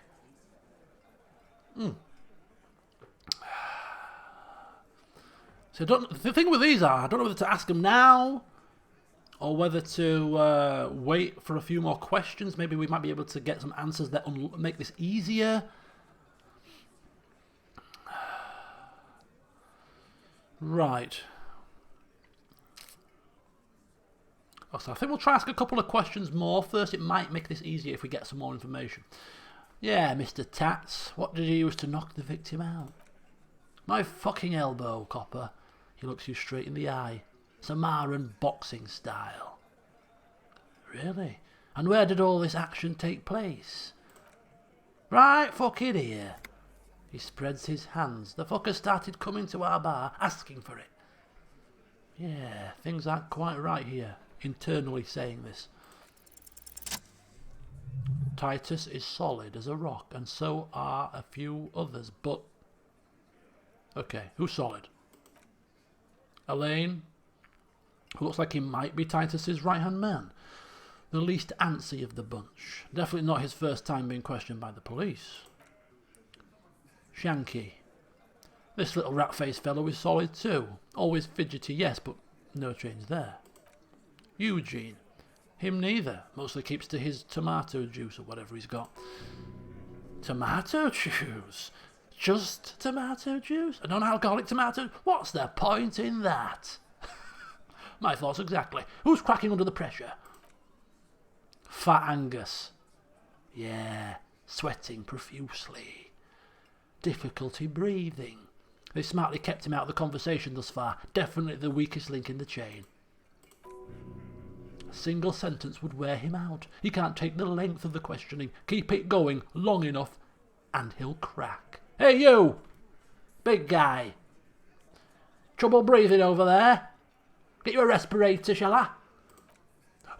No! He looks up, startled, his forehead shiny from sweat. A few coiled locks are peeking out from under his warm woolen hat. Of course he's having trouble breathing. Just look how fucking fat he is. The man next to the big guy bursts out laughing, as do I. Fuck off, Shanky, the big boss steps in. Angus is a powerful guy, all muscle. Keep your eye on this powerful guy. Sooner or later, he's going to break like a piece of twig. There's something you're not telling me here. And fuck you too, copper. Picking on Angus like this. We're done with this schoolyard shit, and just so you know, he doesn't have trouble breathing. This one is a stone wall. You won't get more out of them about the night of the murder. Not yet. So who called the shots that night? Are you deaf? There will be no slinging anyone out. Or singling, sorry. You can't arrest a hardy boy without arresting all hardy boys. A shadow of a smirk passes her lips as she tilts her head. Do you think you could do that? Do you think you could arrest them all? I don't have to. One of them was more complicit than others. That's for the courts in Le Jardin to decide, not for the officer making an arrest, which we all know you won't be. She sounds almost helpful. What you can do right now is go back to your station and write a report. No, no, the lieutenant says calmly. We'll stay here and discuss what happened that night. Yeah, we get so raggy. Sometimes we think you're a fool and sometimes we like your style. When did this hanging incident occur? You don't have to keep answering his questions. The fixer turns to remind Titus. He won't be able to help himself, though. I know, Lizzie. Relax. He takes a sip. We killed him last Sunday night. Seemed like a good way to end the week. I see. And how long had you known the victim? Known him? We don't associate with scum like that, asshole. Yeah, who do you think we are? Quiet! Titus gives Glenn a stern look. He came around about 3 weeks ago, when that Pines cow first sailed into town. Happy? By the Pines cow, you mean Joyce Messier, the representative for Wild Pines? Lieutenant pretends to check his nose. The same company you're striking against? No, he stresses. I mean the Pines cow. The stupid-ass cow they sent in to fuck us over, but you know what? He rubs his chin, pretending to mull it over. Why don't you ask her about the pretty boy? I'm sure she has interesting things to say, when you ask her hard enough. That's enough insinuation for today. She turns to you. Officer, your interview is drawing to an end. Don't waste your last questions. Okay, one more. Why? Why did you kill him? Why? He hisses through his teeth. Because he was worthless. Mercenary scum. And he stepped out of line. In my town. Oh. A mercenary? Is that his only crime? And he stepped out of line. He repeats, jaw clamped shut like a vice. What kind of mercenary? The kind that shows up when you start a strike. The experienced kind, too. Had Cohoy and Seminine written all over him. Ex-Orangey Special Forces. A live grenade. The man spreads his arms. Right here in our bar. I can't prove it, but I know he was sent by the Wild Pines. They hire merc shit like that. Story of every strike from here to Samara. Special Forces? How do you even know he was Special Forces? 'Cause one night he walked straight up to the mic and said, I'm Orangey's goddamn Special Forces and I'm gonna fuck you all. Oh, right, yeah, that'll do it. Really? Yeah, really. Had a gin and tonic up there, sang some Orangey's Paratroopers song and said he's gonna fuck everyone. He couldn't believe it either. But he fucking did. Right there. Points to the stage. Like some kind of animal. Oh, I mean, goodness me, if you're going to do that kind of stuff, well, should you be shocked that you've been hung up? Strung up? But what did he actually do wrong? I mean, obviously that's who he is, but he must have done something to really tick you off. Wrong? He roars. He harassed women, raped one, harassed workers, threatened to kill some as a warning. He wipes spittle from his mouth. There's some slight unease in him suddenly. He regrets mentioning the rape. To kill us all if we don't open the gates, if we don't let the scabs in, if we don't bend over. He cracks his knuckles, and that was before he started coming here.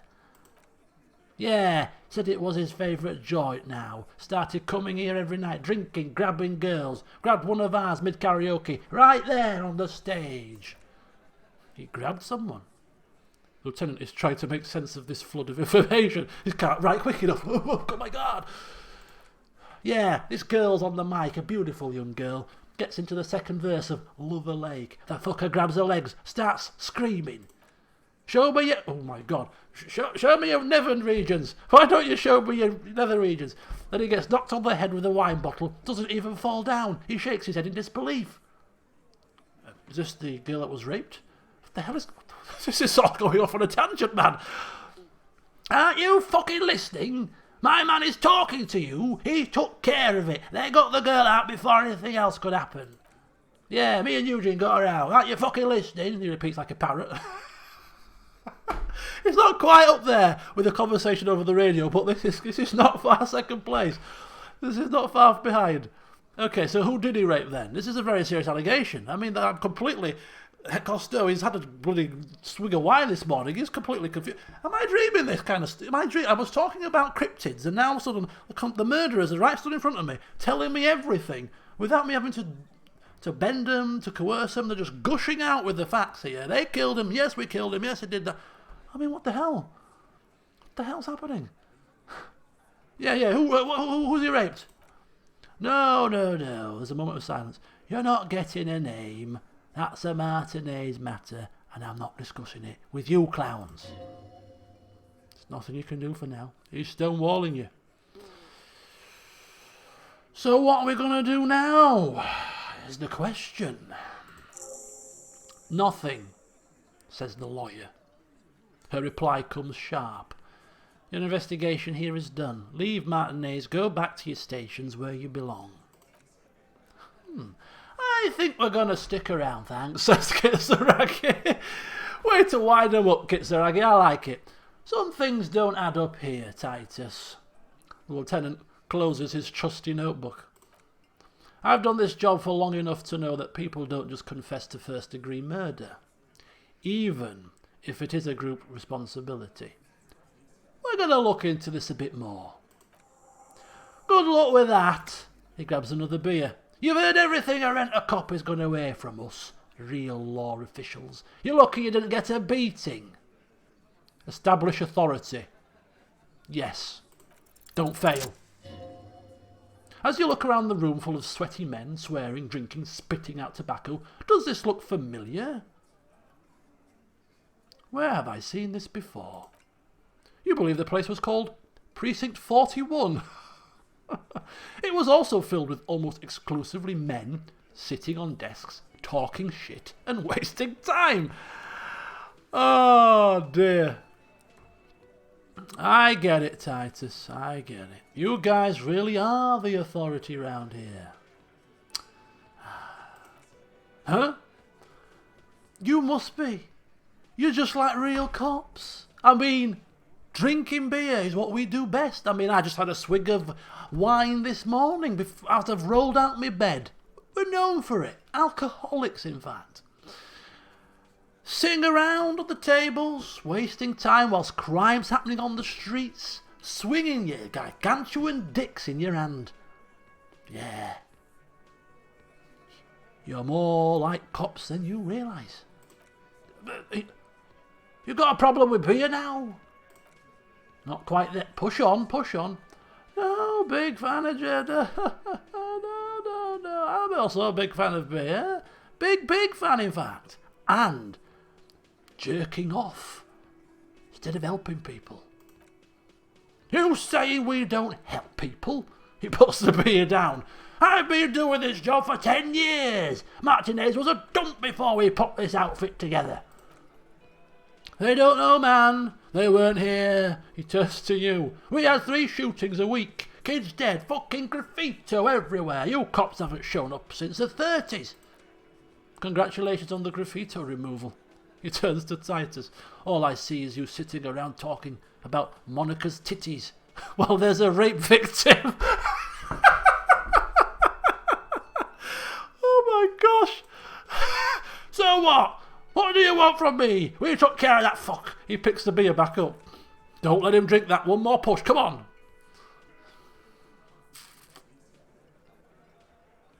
Oh my god, what do we say? Oh.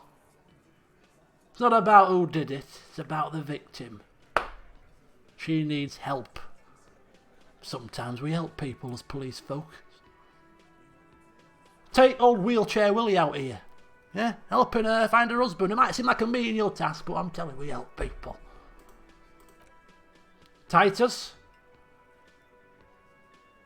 She chirps up here. She stops mid-sentence. That's it, you got him. He's going to give it up, but on his terms. You want to help her, cop? Fine. I'm going to let you help her. But you treat her with respect. Ooh. If you don't, if you question her, harass her, Titus taps his chin with his fist, a freight train of pain, buddy. Lieutenant takes out his notebook, spinning it out like a flipping yo-yo. Classy Amandu. Oh, Classy. She was the very first person we saw in this game. It's her cigarette that we saw in the ashtray and stuff, right? It's the one that we tried. Oh, it's the one that we tried to give the look to, and she's a rape victim. Oh my god. What a you idiot, Costeau. Oh my god. Of all the people to do that to. This game is evil. Oh my god. That's a Mandu with an OU. Shit. Yeah, Inland Empire, you could say that again. The girl upstairs. That can't be her. Remember what you said to her? You told her you were... I'm trying to forget that, Inland Empire. Don't bring this up again. Keep me cool. We ain't composed at this point. We ain't even trying no composure. Class year. Yeah. Blonde, tall. 2 rooms over from yours. He nods upstairs. Oh yes, it's like being sat in that chair all over again. Everart's chair. Oh, sweat pouring down his face. This conversation has to and froed like nobody's business. Miss Aranya, disco dancer. She's got a room upstairs, 2 doors away. Yes. Sure. Why not? You've probably seen her around. Classy Mandu. Cool. Yeah, very good. Yeah. I'll speak to her. You inexplicably add cool after the victim's name, with your eyes bulging like some wild beast. Your fingers are fidgeting, and sweat starts forming on your brow as Titus looks at you oddly. Oh, for God's sake, Costeau. Critical morale hit. I don't understand what's so cool here. The slip of the tongue, a turn of phrase. Police speak. Nothing, Kitsaragi trying to interject. He gives you a sideways glance. We just have a few more questions and we'll be on our way. I really don't have any more questions. I think we're done here, aren't we? I've been flipping hellfire, trying to dig me a grave here. Okay, just calm. Calm down, Costeau, calm. What was her relationship with the mercenary? Relationship? There was no fucking relationship. He raped her. That's their relationship. It was like that karaoke incident all over again, or like some of the other girls he was harassing. Okay, enough. All of this is relevant to your stated investigation. So when was the rape? He did it before we killed him. He's not going to do it again. He crushes his half-empty beer can. So what does it matter? It would help if we establish a timeline. All right, 2 weeks maybe. I don't know. I need another beer. Turns to Glenn. Here you go, boss. Tall blonde throws him a can. Titus cracks it open. So, what's your relationship with her? I know her. He looks around, and an uncommon silence fills the room. How well do you know her? Well enough, copper. We partied. She's been here for a few months. He crosses his arms. She's not from around here, then? You mean Revachol? Nah. Our Miss Aranya disco dancer is an immigrant or a drifter of some sort. Been staying here over the winter. Don't you give her any more trouble, the fat guy blurts out. She's just had some bad luck, that's all. Oh, breathing again, are you? Shut up, Angie. He slaps his forehead. She doesn't need your help. Titus gives them both a look. They fall silent. What's with all the silences? It's like these guys don't know how to feel about this. You should keep picking at it. And what was up with the partying she and Titus did? It sounded fun. Oh, parties, you say? Parties. Cool, very cool indeed. What do you mean, parties? I'm quite the party animal myself. What do you think I meant? Sex, drugs, and karaoke. Yes, and no. He looks you straight in the eye. Got something to say about it? So just for the colleague's notes here. You're saying there's 2 of you were close? No, we just fucked, that's all. He states matter-of-factly. Not going to give you any details of if that's what you're after, so put your dick away. He really went out of his way to seem comfortable with this topic. That's all you're going to get for now. That's all we need to flipping get. My God, man. I did say it was a Valentine's Day special. I didn't expect all this kind of this luridness, you know? Okay, we'll talk to her. He points his beer can at you. Remember what I said. Freight train of pain. Got ya.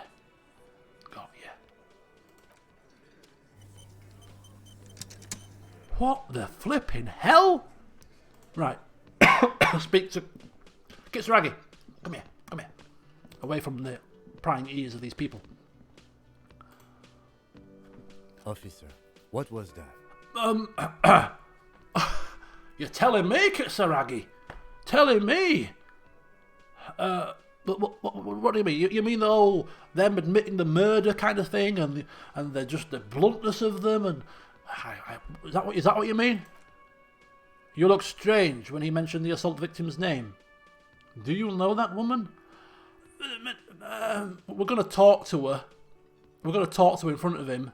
I may have seen her yesterday morning. Is there something I should know before we talk to her? I met her in the hallway after I woke up. Understood. You were not in good shape Monday. No, I couldn't remember. I was hungover, couldn't remember that I was a police officer. Very silly, I know. She had to confirm it for me. Okay. That's manageable. Indeed it is. Should we change the conversation? Let's move on. He nods. We'll be alright, officer. This is nothing. She better not mention the fact that... God. She better keep her mouth shut. Oh, hell. Oh, morale back. A bit of morale back. Ooh, a bit of composure. You feel fortified by his assurance.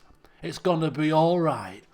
Just give her a bit of a stare down before we start talking to her. Wow. Wow, that was a conversation and a half. I enjoyed that. I enjoyed that very much. I'm surprised that they've admitted the murder just up front like that. I really am. But where do we go from here? Right, we've got a level up. We're going to leave that for now. And we have a few extra little bits here. Right. We're not going to go talk to her just yet. We need to recover and get our composure back. So, we'll hang fire with that. We're going to hang fire. We're going to go and talk with our police colleagues now, as if we needed any more. Yeah, if we needed any more embarrassments today, then we're going to get them in a short while. But before we do, I need another drink. So I'm going to pop downstairs, another quick 2 or 3 minute breather, grab myself one last run for the session. I was going to plan to finish at 10:30, but I think we're going to go to 11 o'clock because this game is flipping brilliant.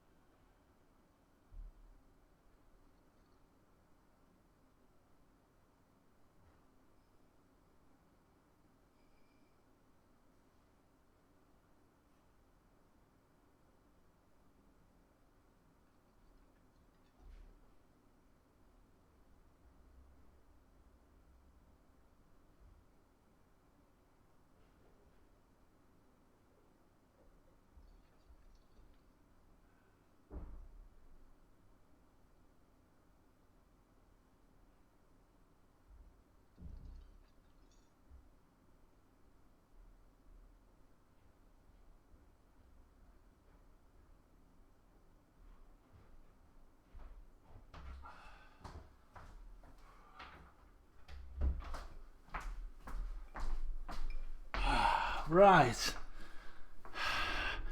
Cheers, everybody. It's time for round 2.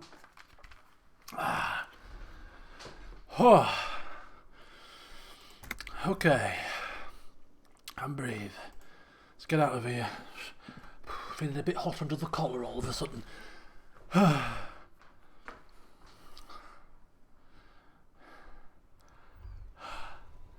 What's this? What's that? Could it be the Calder Mama Daka? No. It's probably just your imagination ringing in your ears. Is it? Is there a ringing in my ears? There seems to be an extremely high-pitched ring. Ultrasonic. Lena said it was very high-pitched, right? It's like something tickles your ear. Kim? No, hang fire. Listen closely.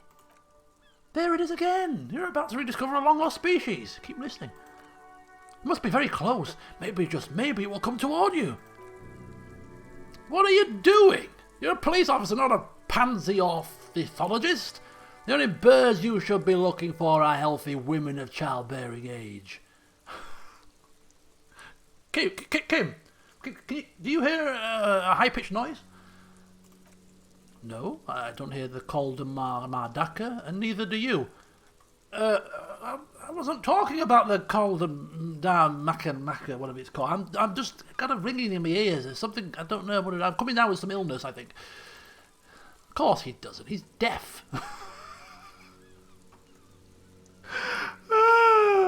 Move your head toward the sound. Oh no, the sound. It's moving away, somewhere over there. Go after it. No, too late, it's gone. There's no ring anymore, just the sound of the streets. No, wait, please, let me listen, no.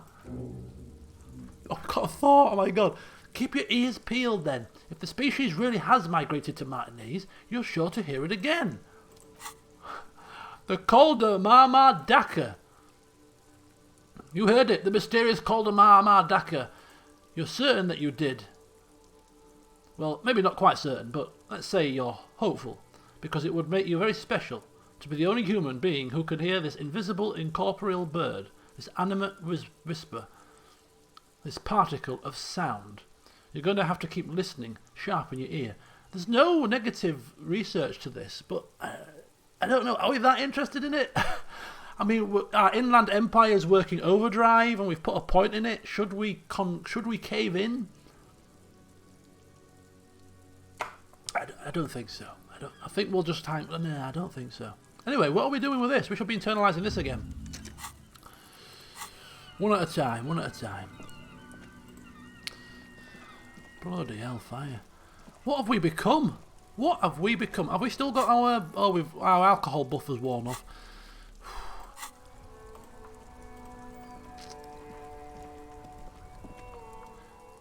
The trouble is, if it internalises, I'm assuming it stores in your thought bank, and if it stores in your thought bank, it takes a slot up. Can you remove it if you store it? I don't know. I'm drinking Bacardi 8 rum with just a subtle dash of sugar syrup. With a blob of ice. Beautiful. Pick up the radio. Hello, this is Precinct 57. The operator greets you through the static. How may I assist you? Alice? This is Firewalker. Reconnect me to the 41st, please. Right, please hold. Oh, God. 10-4, come in. He hesitates. Firewalker, over. Yes, it's me again. Cheers. Cheers indeed. Some personal things that I want to discuss. Okay, 10-4, sir. I hear you. Relay your question. Over. Wait. Before you say anything stupid, think it through. What's there to think about? You're going to be looking at a straitjacket if you tell everyone you lost your memory. Be smart about this. Ask if he's there alone. 10-4, sir. I'm not hearing your question. Are you alone? alone in the room. I may have some confidential information I wish to relay. That's a negative, sir. I got a 10-12 over here. 10-12? I'm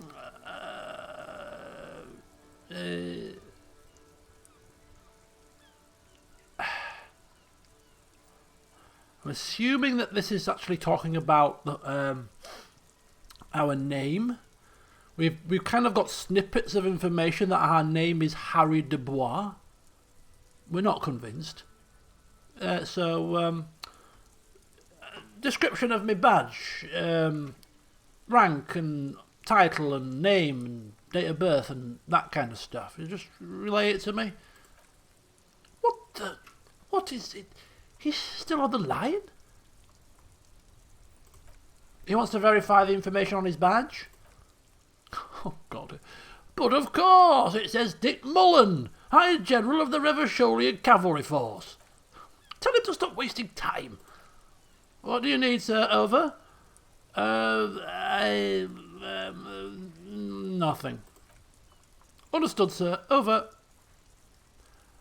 Oh, we can't ask about money. I'm assuming we can't ask about money because the money might have been for the first night's stay, and now that we've stayed overnight, we don't need it anymore. Possibly. It's all for now. Whatever. Let's close the door. Close the door.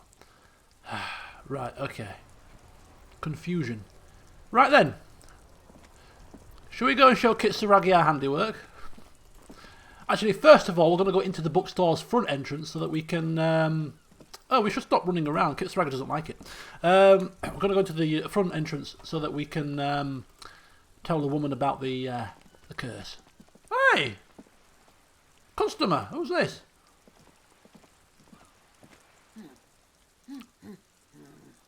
You see a sturdy woman. Indeed, very sturdy. Humming to herself. She seems to be browsing books. Hello? Hello. Who are you? Me? No one. I'm just a working class woman. She doesn't really want to be disturbed that much. If she's such a working class woman, why isn't she working? Shouldn't you be working? Not all the time. Right now I'm browsing books. Even a working class woman needs something to read. Good. Yeah. Fine. It is. I'm a policeman. This conversation is going nowhere fast, is it? Oh my. Well, whatever, love. Carry on reading for all I care. She's got no useful information. Right. This is also bound to be another humorous conversation. There was a check in relation to the was it these books? Hyamdal, that was it. We could buy one. Okay, no. Never mind. The wall was challenging, is that right? Let me just double check something here. It was yeah, this wall here. Yeah.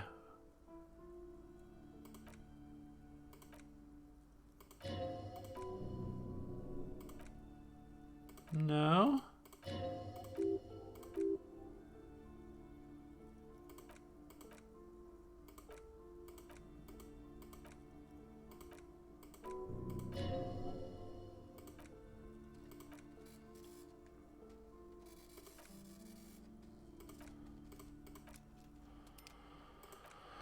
Strange.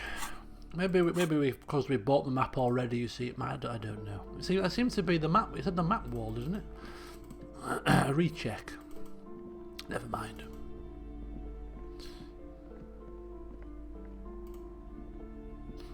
You're alive and well. I am. Don't keep me waiting now. What's in there? In that dark sarcophagus?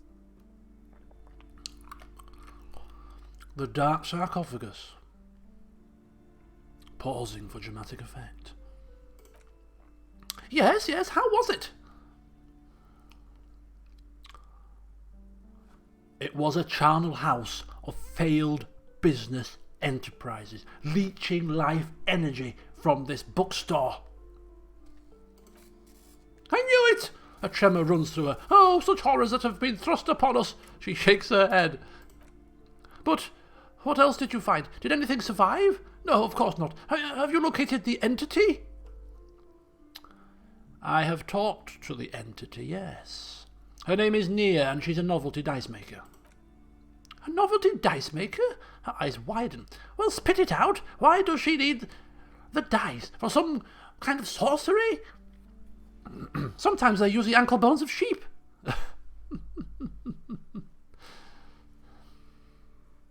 No, ma'am, no. I felt her aura.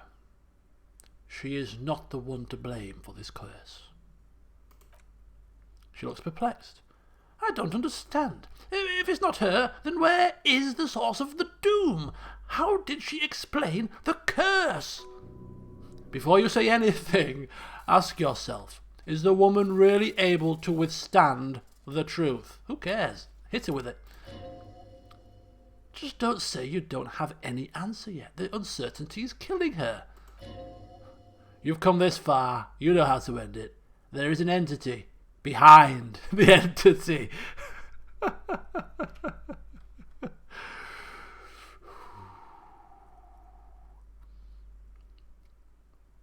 There is an entity. This is evil. More malignant, pulling the strings in Martinez. Perhaps in my travels, I will cross paths with it. A third order presence? Yes. She lets go of the pendant. I've heard of those triactors. In certain occult literature, that's too dark to dwell on for too long, and definitely not in public. She gestures for you to be silent. I understand everything, sir. Thank you for descending into the maelstrom. I will keep up fort here, strengthen the walls, do my best, and if you happen upon the third entity in your travels... She performs an X-shaped cross to her chest.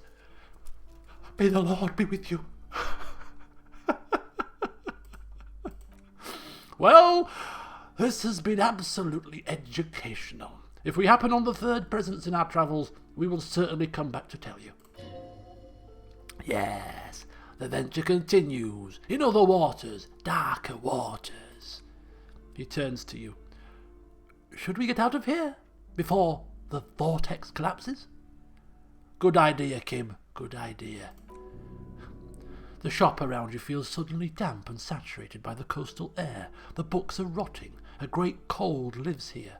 And there, too, 1,200 meters away on the urban coast, the dark shape of a church is reflected on the water, calling.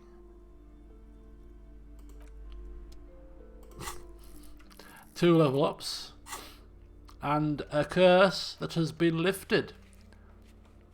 I wish it would put the completed quest to the top of the list. But we've essentially done it, haven't we? Oh, there it is. Report back to Plaisance. It's all well and good getting experience for all this work, but what about some good cold hard coin, you know? We're a pauper. We need money. We can't just we've got to start bribing some people. We can charge 1,000 bloody real fines, can't we, for crimes? Let's just start dishing out some tickets.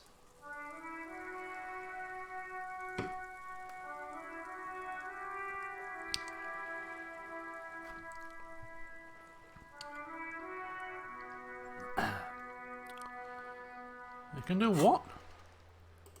Yeah, done and active, yeah. Sell our postcards at Freet. We could do that. We'll get round to doing that when we go to speak to Everard Clare, when we're in that neck of the woods. Right, to the back entrance. We've got a body to inspect one last time.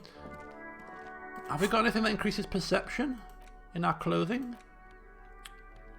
Oh, it's a perception check, I believe. I don't think so. Nah. Can't wait to see Kim's reaction to the fact that this man's got no boots on. La la la la la. Don't mind us, Kim, don't mind us. Right, we're just going to go inspect this body one last time before we send it for processing.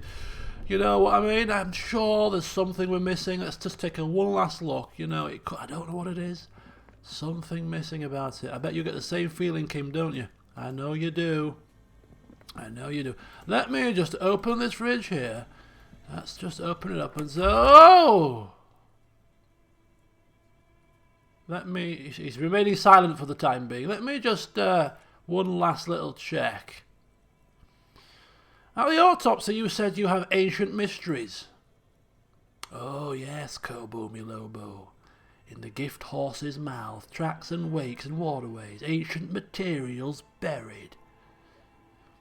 Yeah, but where?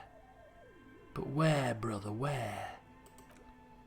Just a small gulp away, my beloved Kobo. A small gulp away. And how do you like it in your new home? How's the fridge? I like it a lot, brother. This really is your finest hour. You're a genius. A regular Coppelangelo. Okay, enough. Search the body one more time, thoroughly. Can we put the flashlight on whilst we're in this check?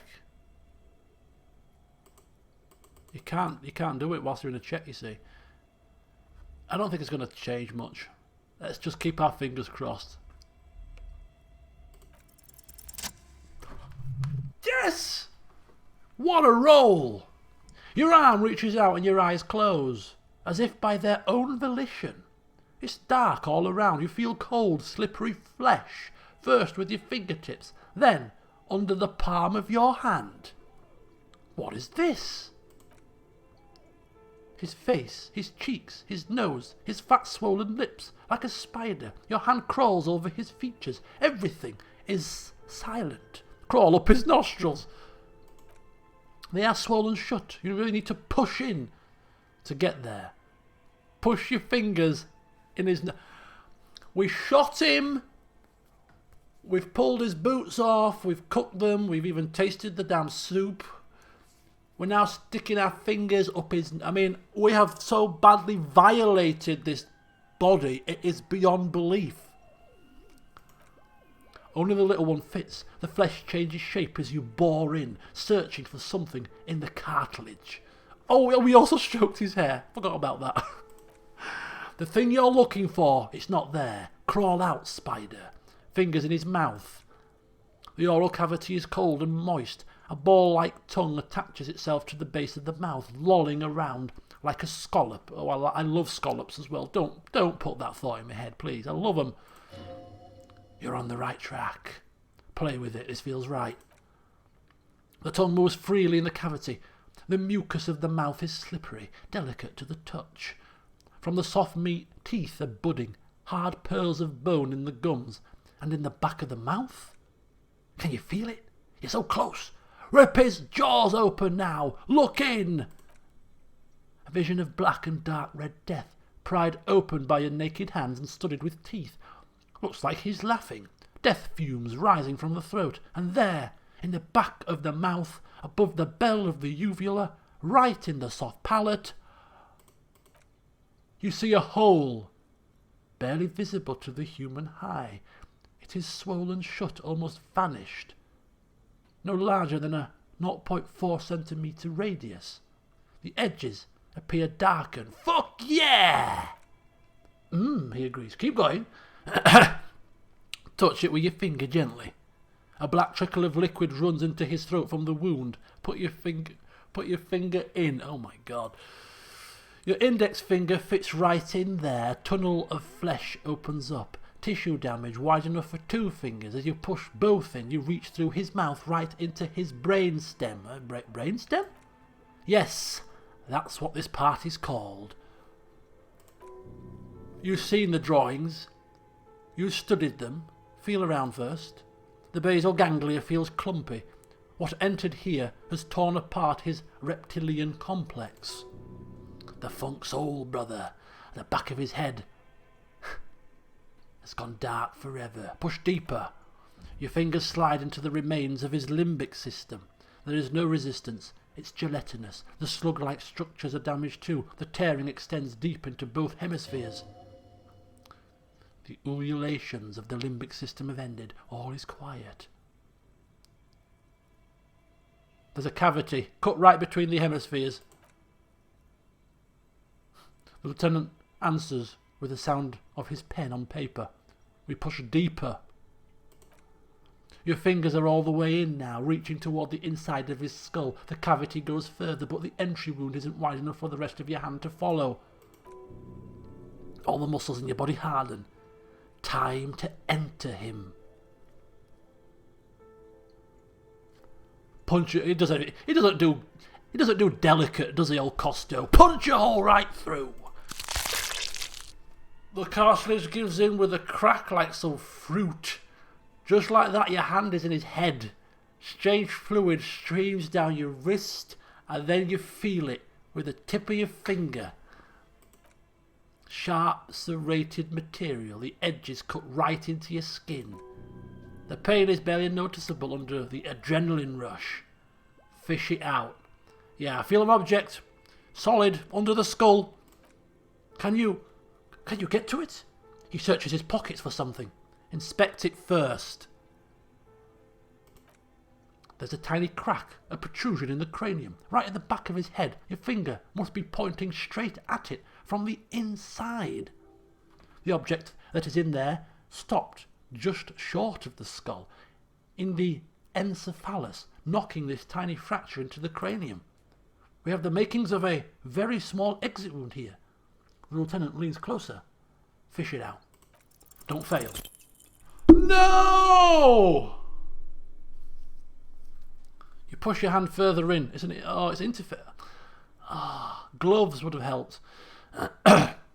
You push your hand further in. Whatever it is in there keeps rolling between your fingers as you beckon it to come out. A little help, Lieutenant? Out comes his small folding knife. The lieutenant moves its blade across the man's skull, searching for the exit wound. There!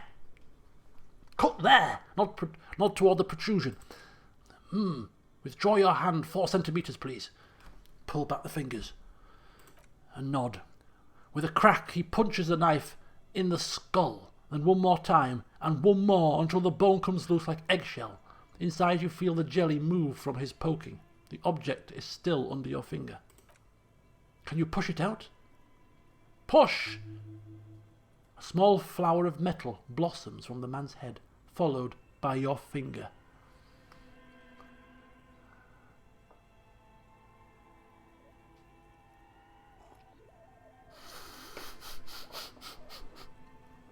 Yeah, whoever's written this is sick in the head. I agree. A bullet? The lieutenant picks it up between his fingers. Unknown caliber. Rifled. You may remove your hand from the victim's head now, officer. Well done. Nice. We've gone up in old Kitsaraga's estimations now. Fractured bullet. Here's your prize. He drops the bullet in an evidence bag and puts it in your hand. Your other hand. The one not covered in blood and cerebral cortex. What am I supposed to do with this hand now? Where am I going to wash it? Just wipe it on your big raincoat. You'll be fine, Costeau. It's just a bit of brain. He proceeds to take out his notebook. Looks like we need to add one more item to your injury list. Click goes the pen. Injury number 4. Oval entry wound with an abrasion collar. Soft palate, back of mouth. High velocity. Temporary cavity in brain tissue. Small exit wound on the occiput. He underlines the injury forcefully. How does that sound? Like heaven on earth. Opinion. Fatal injury. Agreed. So he was shot. Click, click goes the pen. And one last thing. We should amend injury number 3. Ligament mark. New opinion. Non-fatal. Post-mortem. Treatment. He's proposing the bullet was the real cause of death, and the hanging an attempt to conceal this fact. The ligature mark, the fractured hyoid bone, all treatment. Yes, and the belt around his neck, the hanging, even dragging him to the yard. All of it was done after this man was already dead.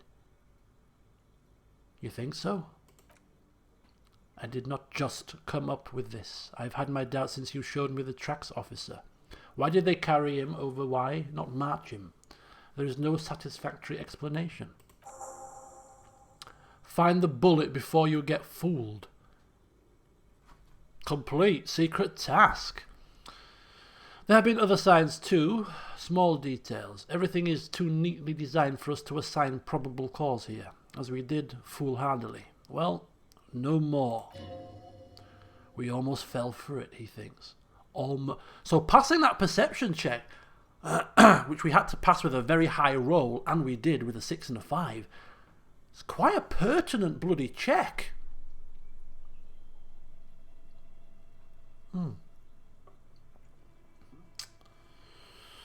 Well, who would do this? We think we know who's done this, but maybe they were covering up for somebody. The big brutes. Maybe the bullet holds more answers. Yes. We should take a closer look at it. I am certain it has more to tell us. This little thing could reveal much about the weapon that shot it. Yeah. Okay, so who would do this? That's for us to find out. But this, it will make finding them just a little easier. Why would anyone do this? I'm just kind of wondering out loud at this point. To hide something. The real killer? The real motivation? What really happened here? Yeah, bits of brain dripping off his arm here. I think I need to wash myself. Oh, he nods. Oh, it is actually a task. Wash off the death smell. You really, really do. I'm glad to hear you say that. Your room in the Whirling in Rags should come with a bathroom. Be sure to make use of it in the evening. In the evening? I'm washing it off as soon as... I'm not walking around with death braid on my hand for the entire day. Are you having a laugh? I'm washing it off now. And we might as well speak with that Iranian woman whilst we're at it. After that, what happens next? We bag the corpse and carry him to the holding pen of my Kinema. I can transport him to the processing myself, but I will be gone for the rest of the day. You'll be gone. What should I do in the meanwhile?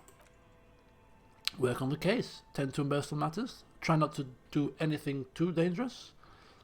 An officer needs backup in a neighbourhood like this. I'll leave that choice to you. And one more thing. Great work, detective. Puffing himself up a bit. Well, yes, of course. I regularly do great work. It's not anything new. Just because I like a drink doesn't mean I'm incompetent. But if he swans off, taking this body, that's the perfect time for us to find a little bit of speed. Give it a sniff. Yeah, perfect. And we've earned it, a reward for our hard work here. After you bag the corpse, Kim will leave the party until tomorrow morning. You can do side tasks and even the main case, but it might be more difficult. Oh, hell. He's going to have to do it at some point, isn't he? He's going to have to do it at some point.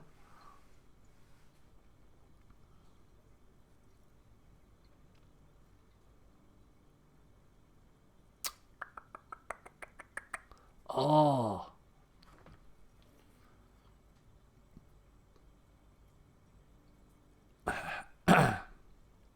There's no rush to bag him right now, is there? There's never going to be a perfect time for this. He's going to be gone regardless. So I'd rather have him present if we're speaking with Everard Clare. And we are going to speak to him today. So if we get that stuff done and bag him in the evening, that might be better. We're going to talk to the woman without him present, I think, definitely. Makes sense. So we'll speak to her. We'll speak to her a little bit later. So we'll speak to Everard Clare's. We'll try and speak to the drug people in the lorry park, the lorry traffic jam, to see if we can get information to help us speak with Joyce. See if we can get that done today.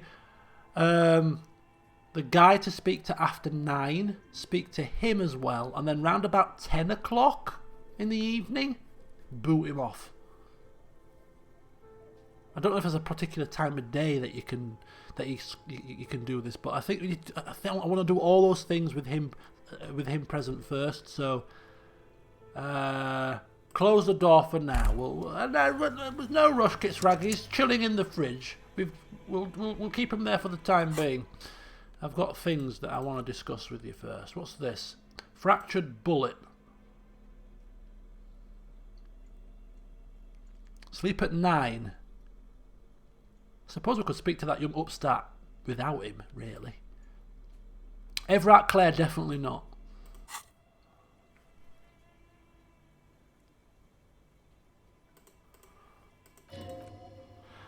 That was not supposed to happen. The squash bullet has some sharp edges where the jacket has split open. It feels cold, even through the bag. What do I do with you, bullet? What? I said, what do I do with you, bullet? I regularly talk to things, you see. You should know this by now, Kitsaragi. Well, if I was the bullet, which I am not, I would say, find the weapon that shot me. Good idea. Find the murder weapon. If we find who owns it, we will have likely found out who used it, possibly to kill our victim. I am sincerely hoping it was not our gun. Although that would make no sense because we turned up afterwards, right? No, that can't happen. That cannot be the case.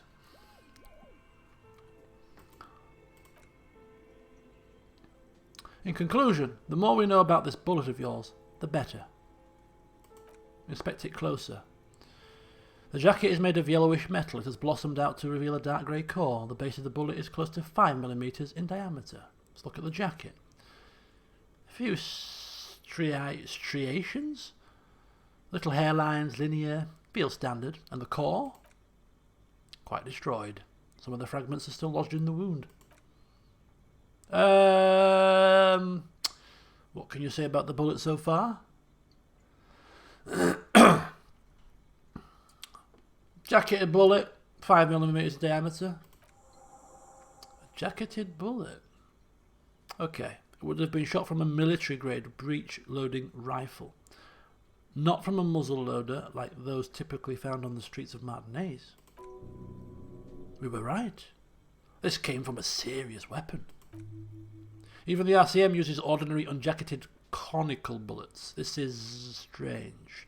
Very strange. I like this officer. Strange means unique. Unique means incriminating. We need to find the gun that shot it. Ooh. Something tells you that won't be anytime soon. This will have to be one of those epic tasks that's open for a while. Hand-eye coordination. You have a similar rifle on hand. Antique rifle we found in this very cellar. Yes. Revolutionary period rifle. Your bullet looks to be an old 4.46mm from the surplus left over from the turn of the century. Probably an antique, or a retrofitted antique. Make. The 4.46 caliber was widely used with the Belle Margrave rifle, a Revolutionary manufacturer. The BM dominated the battlefields of the Insulindian theatre of anti-centennial revolution 50 years ago. Incidentally, you have just such a rifle with you. The dusty old thing you found hidden in the basement below the commercial area? It's unusable, sadly. If it were, the bullet would probably fit the chamber. Is anyone still making these rifles? No. But Ziegler, a major firearm manufacturer, ended up with a surplus after the war, so there are still a lot of these old military rifles floating around. Usually broken. The quality was appalling. And who uses Belle Margrave rifles these days? Antiques enthusiasts, guerrilla fighters in distant countries, a few lucky jamrock bangers. You're looking for the same thing you found in that hidden weapons cache, only in working order. The lieutenant jots something down in his notebook. What are you thinking? Bullet? I I think I know where this bullet came from, Lieutenant. Okay, and? Well, according to my assessment, feeling quite proud of himself once again, the shot probably came from a Belle Margrave rifle. An antique? Makes sense. There can't be many breech-loading rifles floating around in Martinez, or anywhere else in Rivershore, really. Why not? Sure, there's some arms trafficking, but the laws prohibiting the use of breech-loaders we inherited from the monarchy have been effective from what I've seen.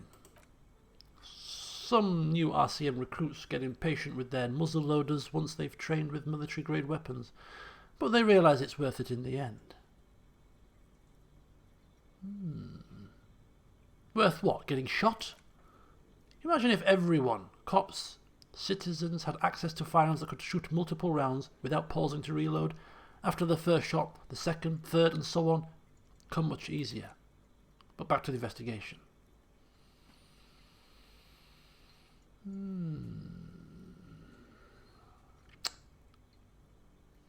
It sounds most likely that the victim could have been mixed up with some foreign guerrilla fighters. Let's find out. Next step, finding the gun itself. Wow. Costeau, you bloody hell, you wash off the death smell. Bathtub in the whirling in rags. Find the working weapon. Wow, Costeau, you are on a roll, man. You are on a roll. Keep going, Sonny Jim. Don't stop. Seriously. Right. The last thing to finish the session off, before we go and wash our hands, we're going to go delving in a dumpster. Because if we're going to wash our hands, might as well do it after we've rooted in a dumpster as well. Just to finish off the complete smell completely, you know? So behind the whirling in rags, where we found the body, there was a dumpster that we could interact with. So we're just going to have a quick peek in it to see what we can find. Murder weapon, maybe? Or would that be... What's she doing up here? It's Katya. How'd he get up there? How'd he get up there? Interesting.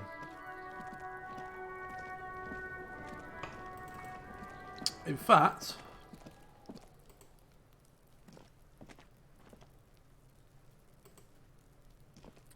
a couple of things first. Okay, we've been through all of that. Just quickly check the this board here. Nah, I haven't refreshed that yet. Just check if Kuno still hates us. Of course he will. And we hate him, really, but hey ho, we keep trying. You're dead to him. Oh, we're dead to him. Whatever are we going to do? This trash container is locked. The sliding lid has a padlock that says, "Whirling in rags." There's something in there. Not necessarily connected to the case, but still. Why am I looking at you, trash container? You're just a trash container. Routinely speaking to objects again. The body is downwind from here. Maybe you prefer the smell of garbage to the smell of death? Lieutenant, what do you think of this? You think this could be something in here related to the murder? Say an antique gun, perhaps? Trash? Food waste from the cafeteria? They lock these containers to keep derelicts from flocking in. Could be evidence, too. Yes. Then we should open it immediately. He leans in to inspect the lock. How do we get the lock open? You mean, how do we get the lock open? We prise it off? We cut it off? We use our physical prowess? Police officers. Simple lock is not going to stop us, surely. Pry bar, indeed, I agree. Did someone say pry bar? Fuck yeah, pry bar! Pry bar, your palms yearn its cold touch, to grasp it once more as you've done so many times. No oars, give me pry bar. We might want to ask for a key from the manager of the Whirling in Rags. He probably has one. And he also has information. No, pry bar. Ask the manager? Bullshit. Go straight for the pry bar. Pry this baby wide open. Hang on, you're still there. Let me put the pry bar. We don't get on well with tools. Don't know if you've noticed, but it doesn't stop us from trying. Right. Maybe a bit of alcohol would limber us up even further, but we don't want to overdo it. Let's give it a wee pry with a bar. You stick the pry bar into the fissure beneath the lid and push down. It doesn't take much force. With a satisfying crack, the metal gives way. You can open the lid now. Don't. Maybe you shouldn't. Hang on. Didn't I just have a premonition that there's something in there? There is. But you won't like it. Sweat forms on your brow. Your hand is still on the lid. No. Open it. The smell of rotten food raises to greet you. You see soggy cartons, dirty rags, and organic waste. We're just in time. The lieutenant peers in. This hasn't been emptied for over a week. Yeah, it's just rifle. Hey, we've still, hand is full of gunky brains. Just might as well rifle through a few boxes of cartons, milk, an egg rest, one with a broken egg still in it, pasta wrappers, picking up the soggy packages. Feels somehow familiar. A box falls into pieces in your hands. Batiste Soleil cereal. There are plastic pasta packages below and turbo noodles. Nothing to know, however. Throw it to one side.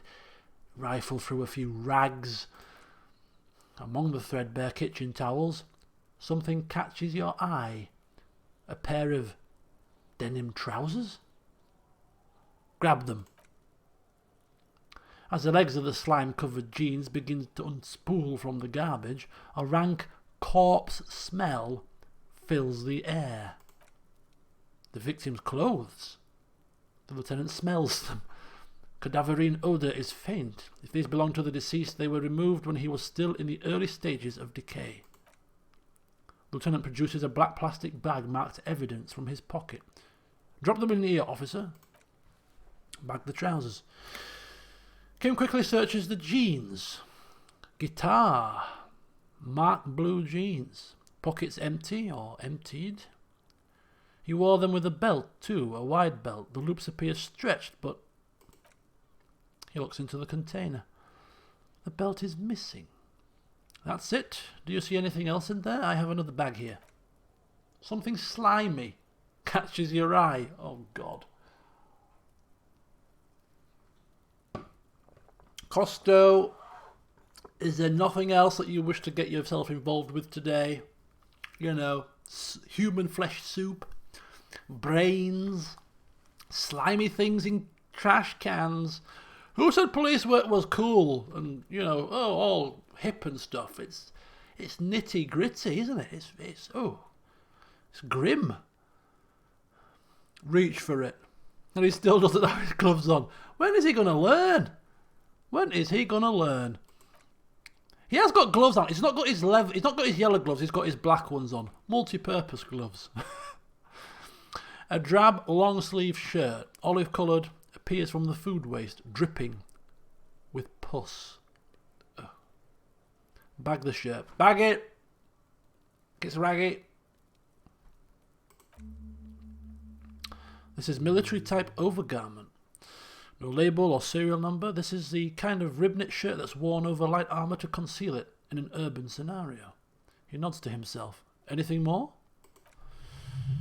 The rest of the rags are just kitchen variety waste. A yellow old mug that catches your eye, but other than that, thrown out towel or mug. That's all. Alright. We should go to Garth again and ask if he knows who put the clothes in the trash. It could be as simple as someone from the hostel cleaning the yard, or that one. He nods toward the red-haired boy behind him. I'd advise against confronting that force.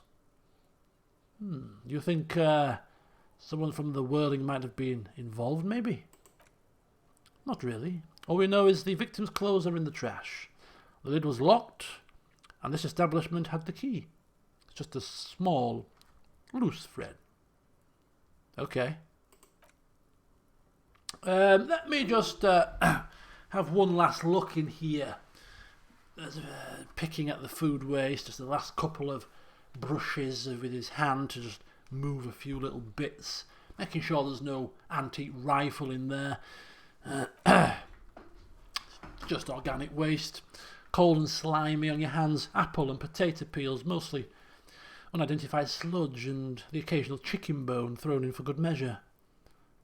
But hey, nothing. It's nothing. Nothing more to see here. Nothing more to see.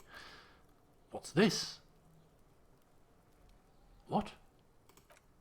A blue piece of plastic sticks out from the apple peels. It's shiny. Looks like the corner of something. Pick it out.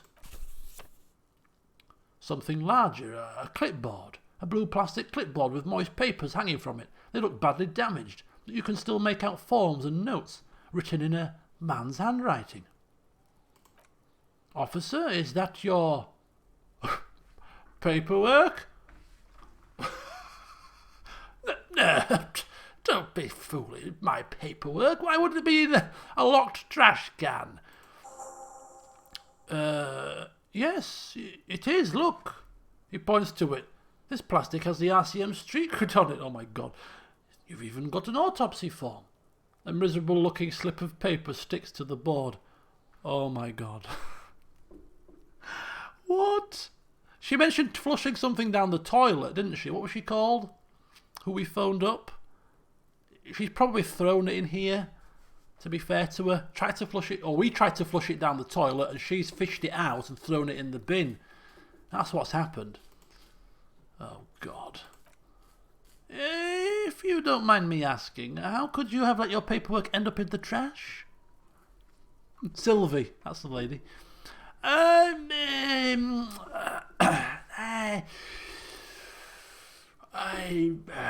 must have been cramping my style. I mean, you've seen me in Operation Kitsuragi. Do I write notes? Do I fill in forms? I get things done through intuition. I mean, look, bullet out of brain, no note-taking required. You know what I mean? Getting them to confess the murder in there, not a note to be seen. Some people are note-takers and some people are doers. Notes are for binoclars, exactly. Cramping my style. All that bloody bureaucracy, not for me. Officer, this is an official piece of paperwork. It probably contains notes on numerous ongoing investigations and could even list undercover operatives, informants. I suggest integrating it into your style for all our sakes.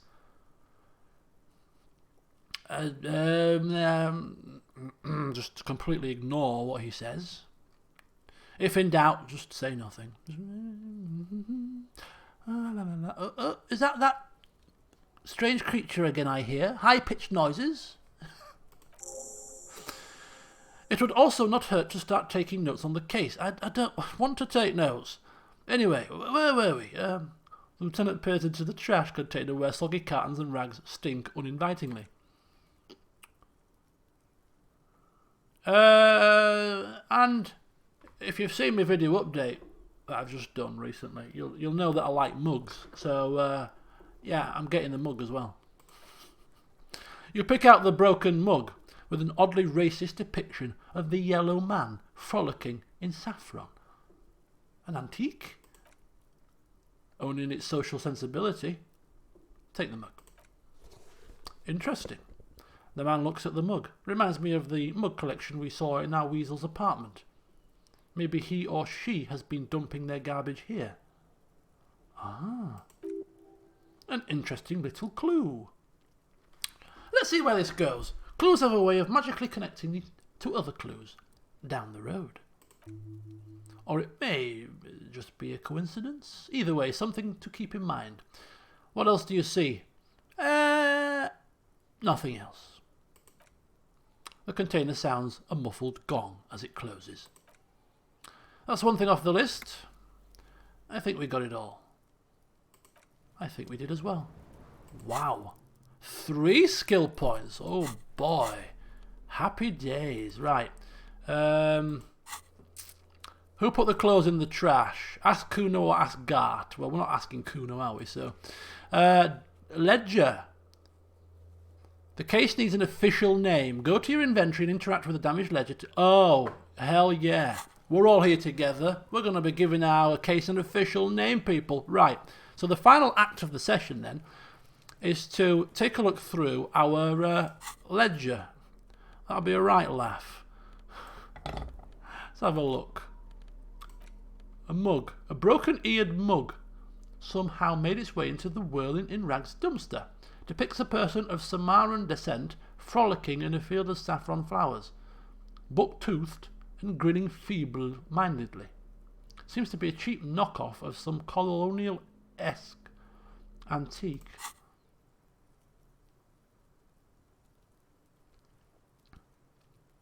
A racist mug. Look at all the content. What are you going to say about a broken, tossed-away mug that you dug out of the garbage? It's an example of prejudice. I'm going to use it as an example of what not to do. I'm going to push this into the face of every merchant I find to tell them this is your inane idea. The mug will be useful. Political capital. The mug didn't belong in the trash, it was just a funny mug. It's just, I just like it. Funny mug, not funny, I don't know. I just like it, okay? It's just a man. It's just a Chinese man in a field of saffron flowers. Right, here we go. This is the important thing. A ledger full of notes. Have a closer look. It's a ledger you found in the trash. A pitiful cabbage of white and yellow papers hanging from plastic board, barely held together by a metal clip. This sad display is made complete by the faint smell of urinal cleaner. Anything else? There's a piece of toilet paper, or is it cleaning tissue? No, it's toilet paper. Desperately sticking to the back of the blue plastic clipboard. It's a metaphor for you. Below the pathetic's terror. Do not look into its blue heart.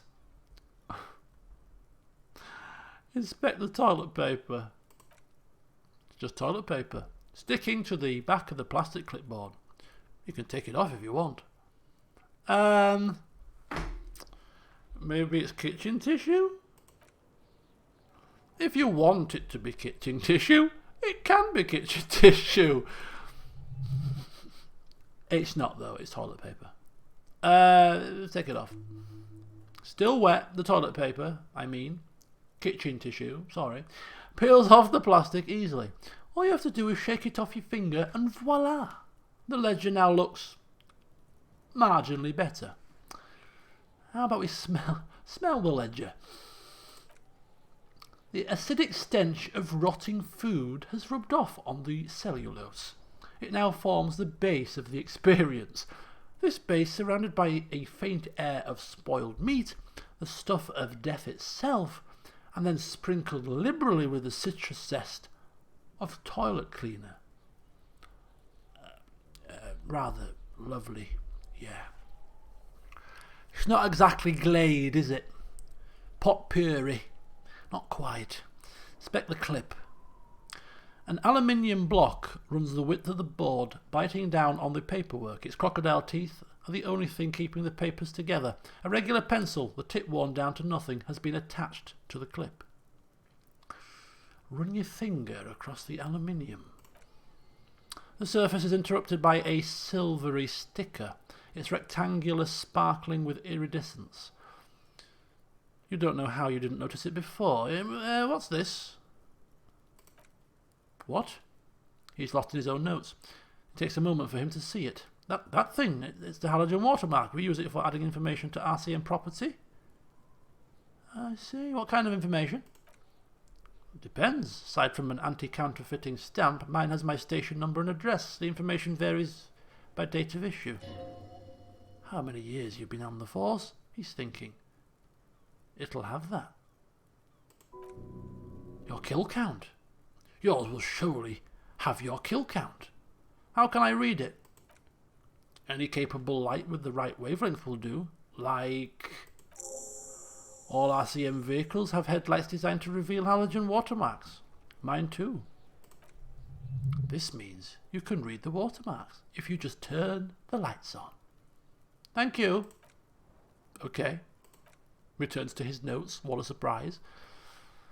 While a bunch of sodden papers sag from the clipboard in your hand, it's a sorry sight. Right, let's have a look at the clipboard itself. It's made of dark blue plastic, hard enough to beat someone to submission with. The edges are rounded, however. The U4 sized board feels thick and heavy in your hand. Light shimmers on its wet surface. On the back you see the embossed letters RCM. Oh, I didn't notice that. His neatly kept notes. Unlike our notes, which are covered in toilet tissue, stink of crap. Yeah. Compare and contrast styles. What did you say the colour was? Blue. The blue heart. Don't look into it. Shake the ledger. Something rattles inside, ever so lightly. Is there a hidden compartment? Peek inside. The plastic shimmers like lapis lazuli, but it is not see-through. You cannot see to its centre. There's pain in there. If you want some. That much you know. How would I open it? With your hands. U4 size pages hang from the clip screwed to the top of the board. Open the hidden compartment. Oh, this would be better if we'd completed that check. That thought, lonesome long way home. 28% though. 1 in 3. Just less. Failure. You squeeze the plastic to slide it open, but nothing happens. And you bend it, then crack it. The goddamn thing is stuck. A hot flash of rage comes over you. For a moment there, before it recedes, you feel as though you might just squeeze a tear of anger out of your duct. Makes you wonder why. The ledger quivers in your hand. As it shakes, the pages rustle, this pathetic mess, suddenly afraid of you for some reason. Yeah, well, let's just browse the white papers. They're not exactly white. They're yellowed in patches by sunlight and alcohol and covered in dense blue handwriting. Ink escapes into watercolour patterns, reaching its tendrils across entire pages. The paper itself is checkered with faint red lines forming short paragraphs. Once in a while there's a red stamp that exclaims, "Case files commit to paper." The case files themselves are plenty. You count more than 100 sodden, crumpled up, earmarked pages falling apart in your hands. They appear to be sufficiently organised and extremely dense, if mostly illegible. Yeah, what are they about? Work, strife, poverty, the Jamrock Quarter. These are handwritten logs of investigations dating back to January 51, this year. The exact number is hard to estimate due to missing pages. And an odd naming convention. But there are at least 20, maybe 30 cases undertaken. Not completed, mind you. We like to start, but we don't like to finish. It's the middle of March. You've attempted 2 cases a week on average. 2 cases a week? Is 2 cases a week a good caseload, Lieutenant? He raises his nose from his notes. 2 complex cases to undertake is a lot, yes. You really have to push yourself. I would not suggest it, lest you start making mistakes. Yeah, okay, nod and return. Arson, petty theft, spousal abuse. Handwritten logs on dozens of investigations date back to January 51. Stamped case files commit to paper. These are your last couple of months in Revachol, Precinct 41, Jamrock Quarter. Naming convention, you say? Yes. It appears you employ, shall we say, robust yet literary system. Each investigation has its case number written on the margins, yet still more tellingly, most are accompanied by a name.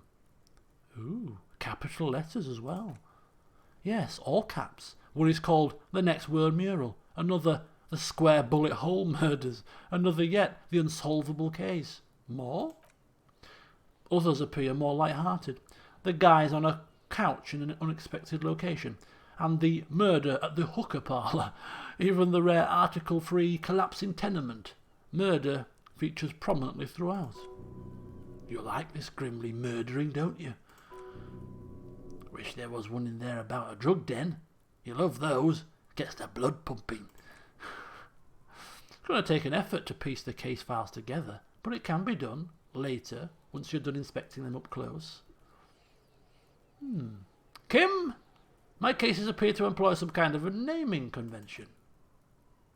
You mean the alphanumeric officer precinct time of arrival at the scene? Yes, that's the one. Good. That's a good one. But do you also use the titular? Yes, it appears I do, yes. Of course I do. Well, so do I. In our defence, officer, almost everyone in the RCM does. Why? It's a holdover from the early days of the RCM. Right after the revolution, when the organisation had little idea how to do things, it persists in an unofficial capacity. Officers use these titles to refer to their work among themselves. Yes, Indeed. I seem to have named a case the square bullet hole murders. You might as well quote the obvious, you know. Again, in your defence, I seem to have named one. He peeks into his notes. The man with the hole in his head.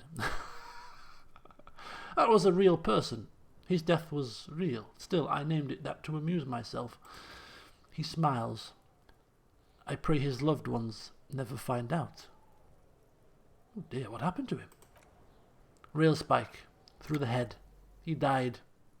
Workplace accident. Right then.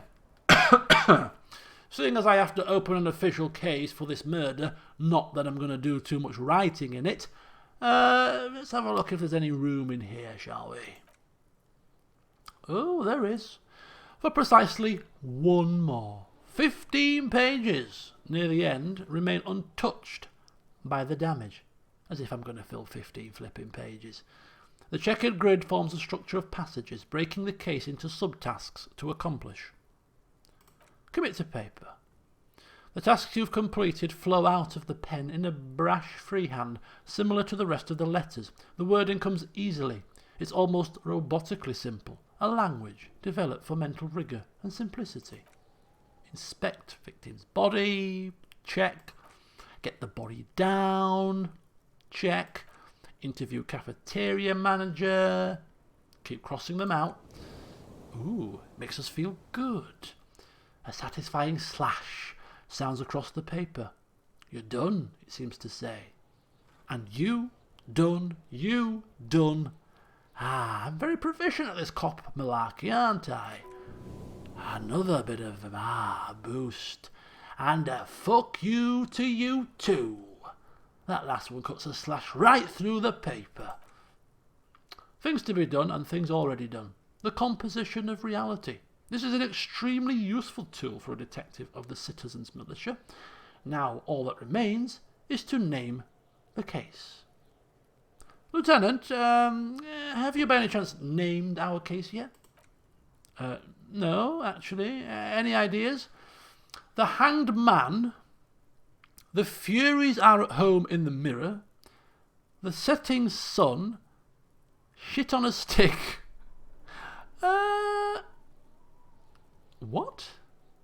I mean, if we're going for simplicity and naming as if we have named so far, the Hanged Man is the obvious choice, but it seems very dull.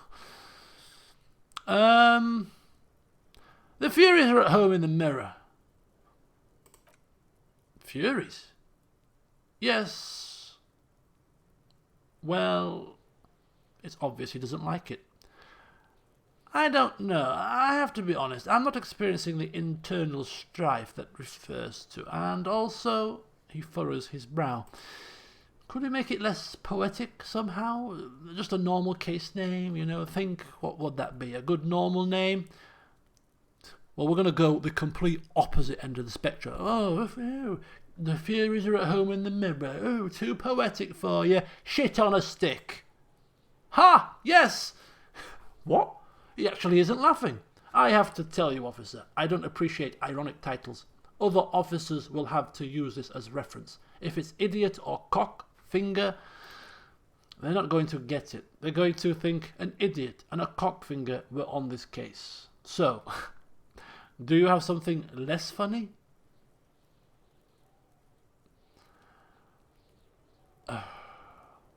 Okay, Mr. Poopy Pants, Mr. Boring.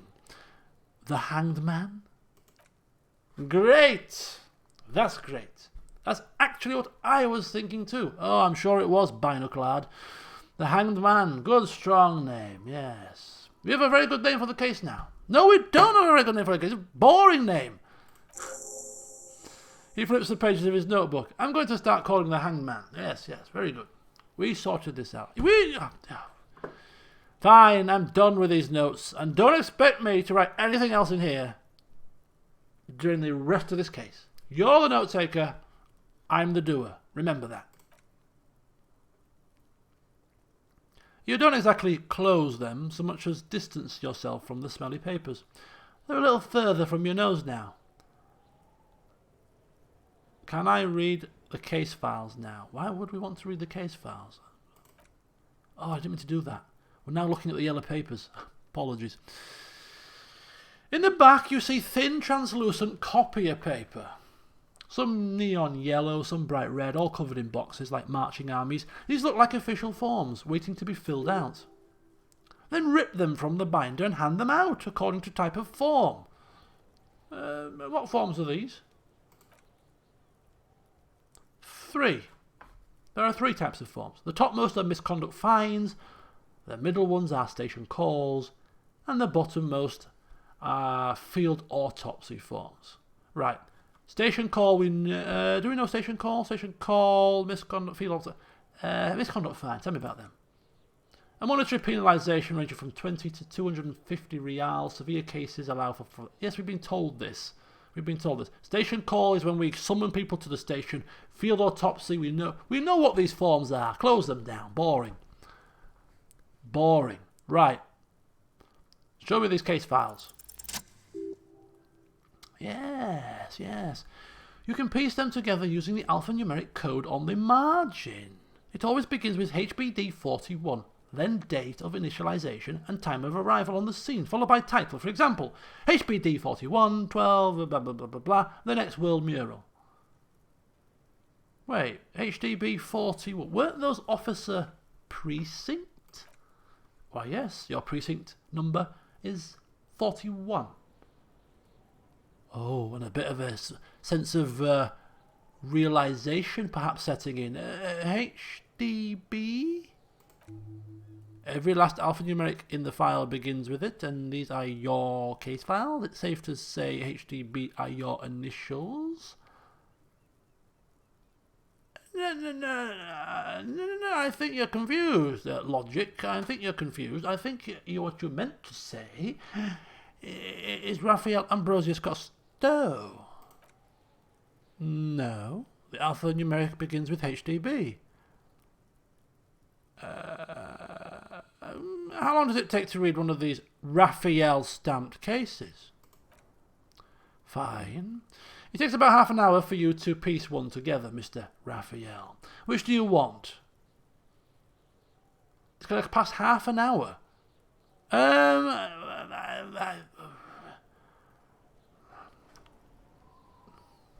we're here now. Let's just try one. We'll try one and we might read the other ones later. It's got to be the murder in the hooker parlour, hasn't it, surely?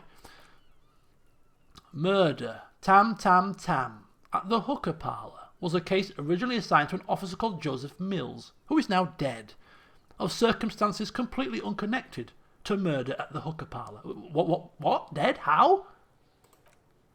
Beaten to death by a throng of Vilobos gang members when him and his partner, J.M., only initials mentioned, answered a call one night. It's a sad story, and it really is represented in your case files. Stop stalling and get to the murder at the hooker parlour. Okay, fine. On with the murder, then. Right. Joseph Mills was on this case that he couldn't solve. Was doing it solo. Said it was a real nutcracker, a real brain twister. Was on it for like a month. The captain got impatient. Shit, or get off the pot, Mills. Mills didn't get off the pot. Not yet. He kept at it for a couple of weeks more, racking his brains, running with every theory. As outlandish as they seemed, still couldn't solve the murder at the hooker parlour. Tough case, he said. Toughest he's ever had. Well, obviously he wasn't a good cop. He would have solved the mystery, wouldn't he? Go on. Okay. So the case is handed to you because Mills isn't getting anywhere. And you look into it. And here's the setup. A young man is found dead in a hooker parlour. You know, those places where you go for a smoke, bubblegum flavoured vapour, that kind of stuff. Can you get high on that? No, it's just soot and water. Doesn't do anything. How flippin' stupid. Yeah, anyway. A young man in his 20s found with his skull busted open, right on the floor of the hooker parlour, in the middle of the day. No one else is there. Only client that day. In perfect health too. Some kind of movie producer. No one enters, no one exits. He's just sucking on his watermelon hooker all morning, all noon, like he usually does. It's regular easy. No calls, nothing. Just sucking on the hooker. Until 15:45. Then BAM! Dead. On the floor. Skull busted open. Blood everywhere. What happened? How could it be? Mills has no idea. Invisible assassin. Movie deal gone sour. Girl at the counter did it. Nothing fits. Eerie. Man just dropped dead. So you go to the parlour. You see cushions around the table. Table's low, heavy. Really sharp edge. He sucked hooker, stood up, passed out, hit his head, dead. See? You can't even read the thing without solving it. Yeah, that was it. Turns out hooker does do something. Turns off your brain's oxygen supply. And you don't notice until you get up to go to the bathroom. Must have sucked a lot of it. Yeah, he liked his hooker. Stephen was his name. And what was he doing there for 6 hours? Smoking hooker. Did you hear? I don't know, trying to come up with a movie script maybe? Anyway, that was Murder at the Hooker Parlour. Joseph Mills wasn't a good detective, and about 30 minutes has passed piecing it together. Next!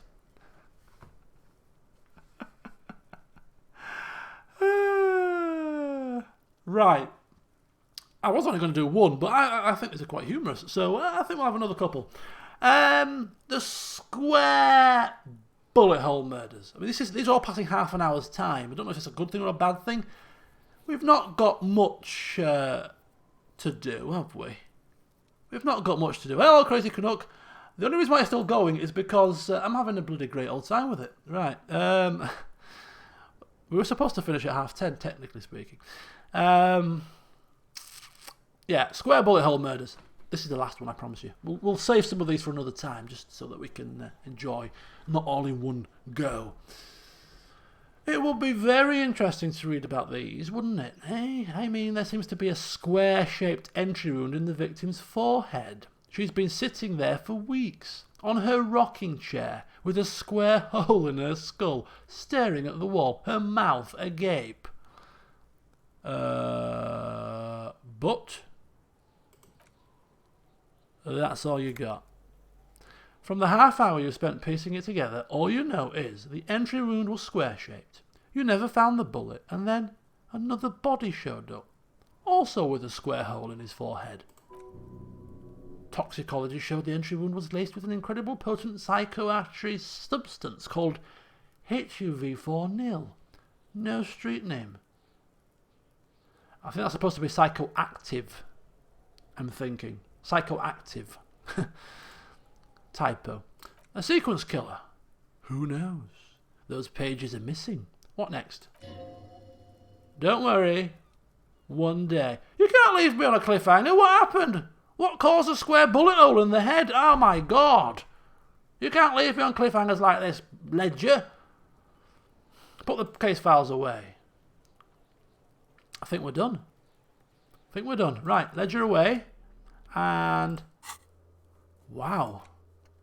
Read the watermarks. I'm sorry, people. We'll be going for about another 10 minutes. Just bear with me. I'm going to read the watermarks, wash my hands in my bath, then I'm going to finish the session right before we speak to Katya. Which will be... Although she's up here now. I don't know how we get up there.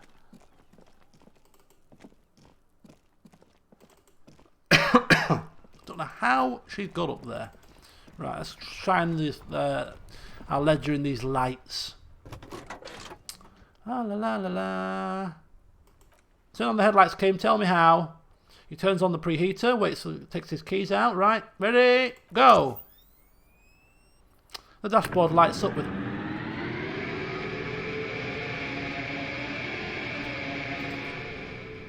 That sound. You feel the wind in your hair as if you were already driving, but where? Yes, where? Down a narrow street lined with shabby wooden houses, the 881 motor track coiling like a serpent high above. Children play under the viaduct, eyes turn to watch you as you pass. Who's ahead? The Valley of Dogs, and before it, a familiar dome, like a ladybug without the colours. The building is a designated parking place for your carriage. This is Precinct 41. As you close, you have... As close as you have to home now. It's far away.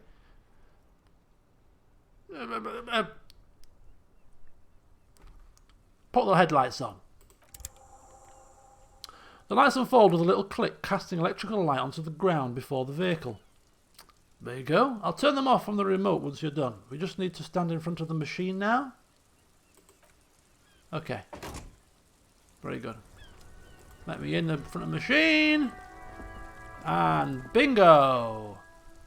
As you hold your ledger's clip under the headlamp, an iridescent hologram appears, a street grid and the veins of a great river.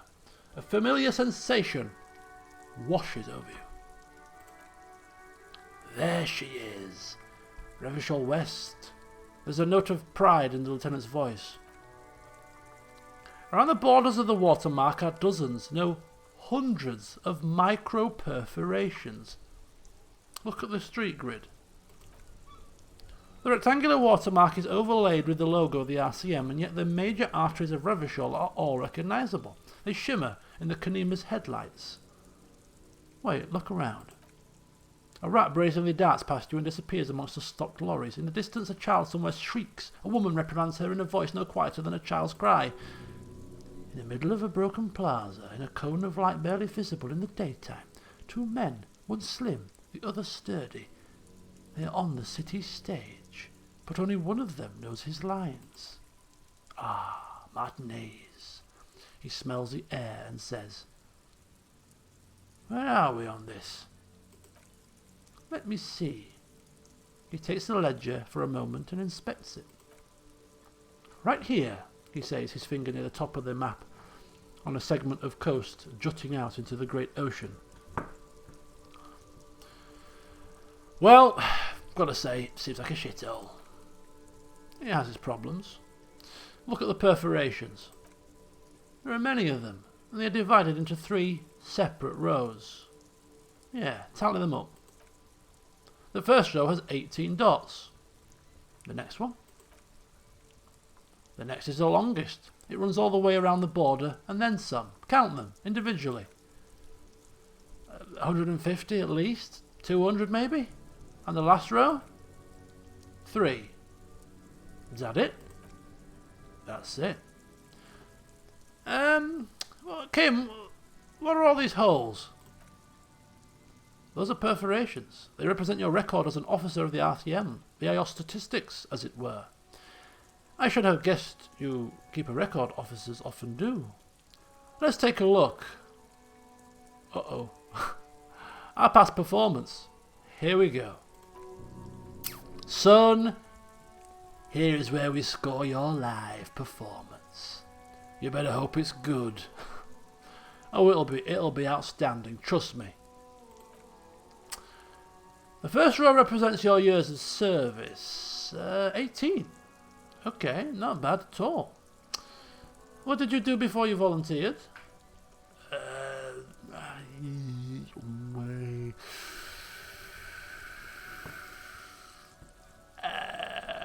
18 years I've done this? That's what it says. I might have guessed even longer based on your age. What did you do all those blissful years of your youth? Still pressing on with the question. Probably some boring office job. No shame in working a regular job, detective. Sometimes after a long day of doing this, I even envy it. Let's move on, shall we? Let's move on. Yeah, it's been all judgmental. Yeah, let's move on to the next one. This next row, the one that wraps all the way around, is your number of closed cases. Closed is good. It means finished. You've got, let's see, wow, more than 200. Is that a lot? It's quite a lot, even for someone who's been on the force for nearly 2 decades. Usually clearing more than 10 cases a year puts you in the 90th percentile of all RCM officers. Good. So you're saying I'm a good officer. Super cop, you might say. Call it what you want. You were a valuable member of your precinct. Now, let's look at the last row. Right, those are your confirmed kills. You've got precisely 3 perforations there. Confirmed kills? Sounds pretty evil. A drink would soften that feeling. It's now 12:30. I've got brains on me hand, not to mention garbage sludge. It's a good time for a drink now, wouldn't you say? To commemorate the 3 fallen and all that. Definitely not. Okay. Doesn't seem like a lot of people in police work. 3 people dead. Maybe I like to talk. Maybe I just get things done with my gift of the gab. For an RCM officer, especially Precinct 41, which is in the Jamrock Quarter, it's rather tame. I mean that in a good way. There are certain officers who treat their kills like some kind of ghoulish game. If they do happen to solve a case, it's usually by accident. It's obvious the lieutenant doesn't think very highly of his officers. But it seems as though you are, at least, were one of the good ones. So we have that to be thankful for. So a lot of cases solved with not many people dead. Yeah, he's a good officer. Or he was at least a good officer. And he's showing signs of that now, you know. He's got his moments with his brashness and his two-footedness and his, but, finding the bullet there and a couple of conversations have gone relatively well. He's just showing those signs of that brilliance again, isn't he? It's trying to come through. But he's kicking it down with drugs, smokes and alcohol, suppressing that good officer, and this monster comes out that tastes human soup. He's sincerely glad you're not a scary predator. Not to say relieved you're competent. Are you sure I shouldn't pour a drink? I mean, come on, Kim, it's been a long day so far, and we've still got tons of hours to go. The lieutenant sighs. If you want to pour out the booze you've been carrying around on duty, I'm certainly not going to stop you. Thankfully you're coming round to my way of thinking, Kitsuragi. Thankfully you're coming round to my... Pour one out onto the ground. Ceremonially, yeah. This is not for my benefit, Kitsuragi. No, siree. This is for the benefit of the fallen. Oh, yes. It's a ritual of mine, you see. So we give thanks and all that to the fallen. It was all in the line of duty. And we also recall our inner Johans, and we look forward to solving this case as we are guided by the path of light. May it Bring forth the killers of this man to justice. And all that kind of crap. A dark pool of cheap wine appears at your feet. After the ceremony, it shimmers in the lights of the Kanema. Honourably done. Honourably done, Costeau. We like that Johan touch very much, thank you. You've given up some of your own blood for theirs. And my final words. The gloaming comes for all. But it came for you first. Very noble of you. Are we done?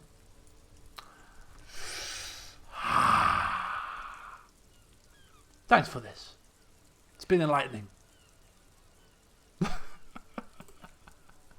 lieutenant nods, and we put the ledger away. Right. I'll turn off the lights. You do that. You can now see your statistics on the journal. Where's my stats? Here we go, look at that. Superstar Cop 3, Apocalypse Cop 1, Sorry Cop 1, Boring Cop 5. But, is that all the conversation we've had with that old lady? Communist none, Fascist 1, Ultra-Liberal 2, Moralist 2, Good Cop, Bad Cop A, Honour 1, People Killed 3. Cases solved 216, years of service 18. Oh, it's keeping track of our progress now. Interesting. I shall have to read a bit more into that to see exactly what it means. But the way we're going to finish the session off now, since it's now almost 11:30, is to wash our flipping hands and prepare for our conversation with Katya in front of this guy. No. Too risky. So we're just going to wash our hands and leave it at that. And we're going to speak to Katya when we've kicked him to the curb. So at the start of the next session, what we're going to do is we're going to go down to the traffic jam and see if we can talk about and prize information out of the drivers about these smuggled drugs. Hopefully then speak to Joyce if we get the right questions out of that, the right answers from the questions. Then we're going to kick Kitsuragi to the curb so we can speak with Katya. And what is this? Kim tries not to look at your broken down bathroom door. Yeah, this was not me, Kim. Kim also tries not to look at the pile of tape viscera on the carpet, or the weird suitcase on the hat rack, or the potted plant dying in the corner. But it's just all too morbid to ignore. You are looking at the destruction, right? He nods. Say nothing. He takes a step toward the door like he'd like to leave. Feel free to step outside if you wish, Kim. I need to wash my hands. Or feel free to follow me if you want. It's up to you. How do I wash my hands? In the bath? How do I wash my hands?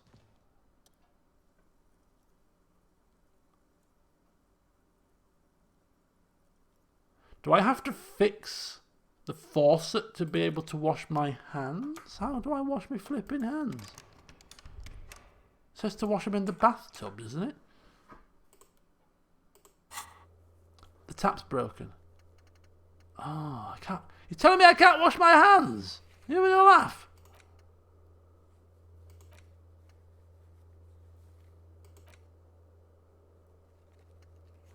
Wash it off. There's a bathtub in your room in the whirling round. A good place to visit once you can have some privacy.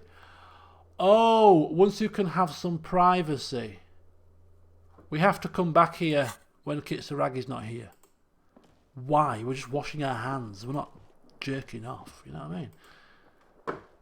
Sorry for the crude language. But I'm fitting it in. Oh, why am I looking over there? I'm looking here. Whilst I'm fitting it in with the theme, you see. Going on theme. Right, okay, that's it then. We're done. We are done and dusted. I mean, I could play for another hour quite happily, but I mean, I think we'd better call a close here. Thank you for watching, everybody. Valentine's Day, happy Valentine's Day and all that. And yes, in the next session, as I said, we've got things to do, which I'll have to wrap my memory about in a more sober state. 2 double rums. I'm not used to drinking, you see. It's dry January and all that. It's gone to my head. RimWorld. Oh yes, RimWorld is starting tomorrow. RimWorld is starting tomorrow. For those of you that haven't seen the video update yet, RimWorld is starting tomorrow, 7 PM GMT sharp. Please be there because we're going to have a blast, I'm sure. We're going to create a story. We're going to have some fun. Watch the video update for how I'm thinking about playing it. It's going to be role played.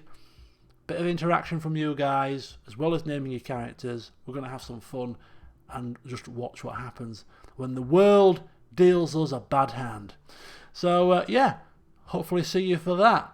And, yeah, until next time, Costeau, we'll see you soon. This game, for me, just before you go, this game was a slow burner for me to start with. I mean, it was a weird. It's weird when you first start it out. It's really strange and weird, and it was a slow burner. But the writing is absolutely brilliant, and I am now really engrossed in this game. It's brilliant, and it really is. Just thought I'd share that with you. Anyway, until tomorrow, hopefully. Bye for now.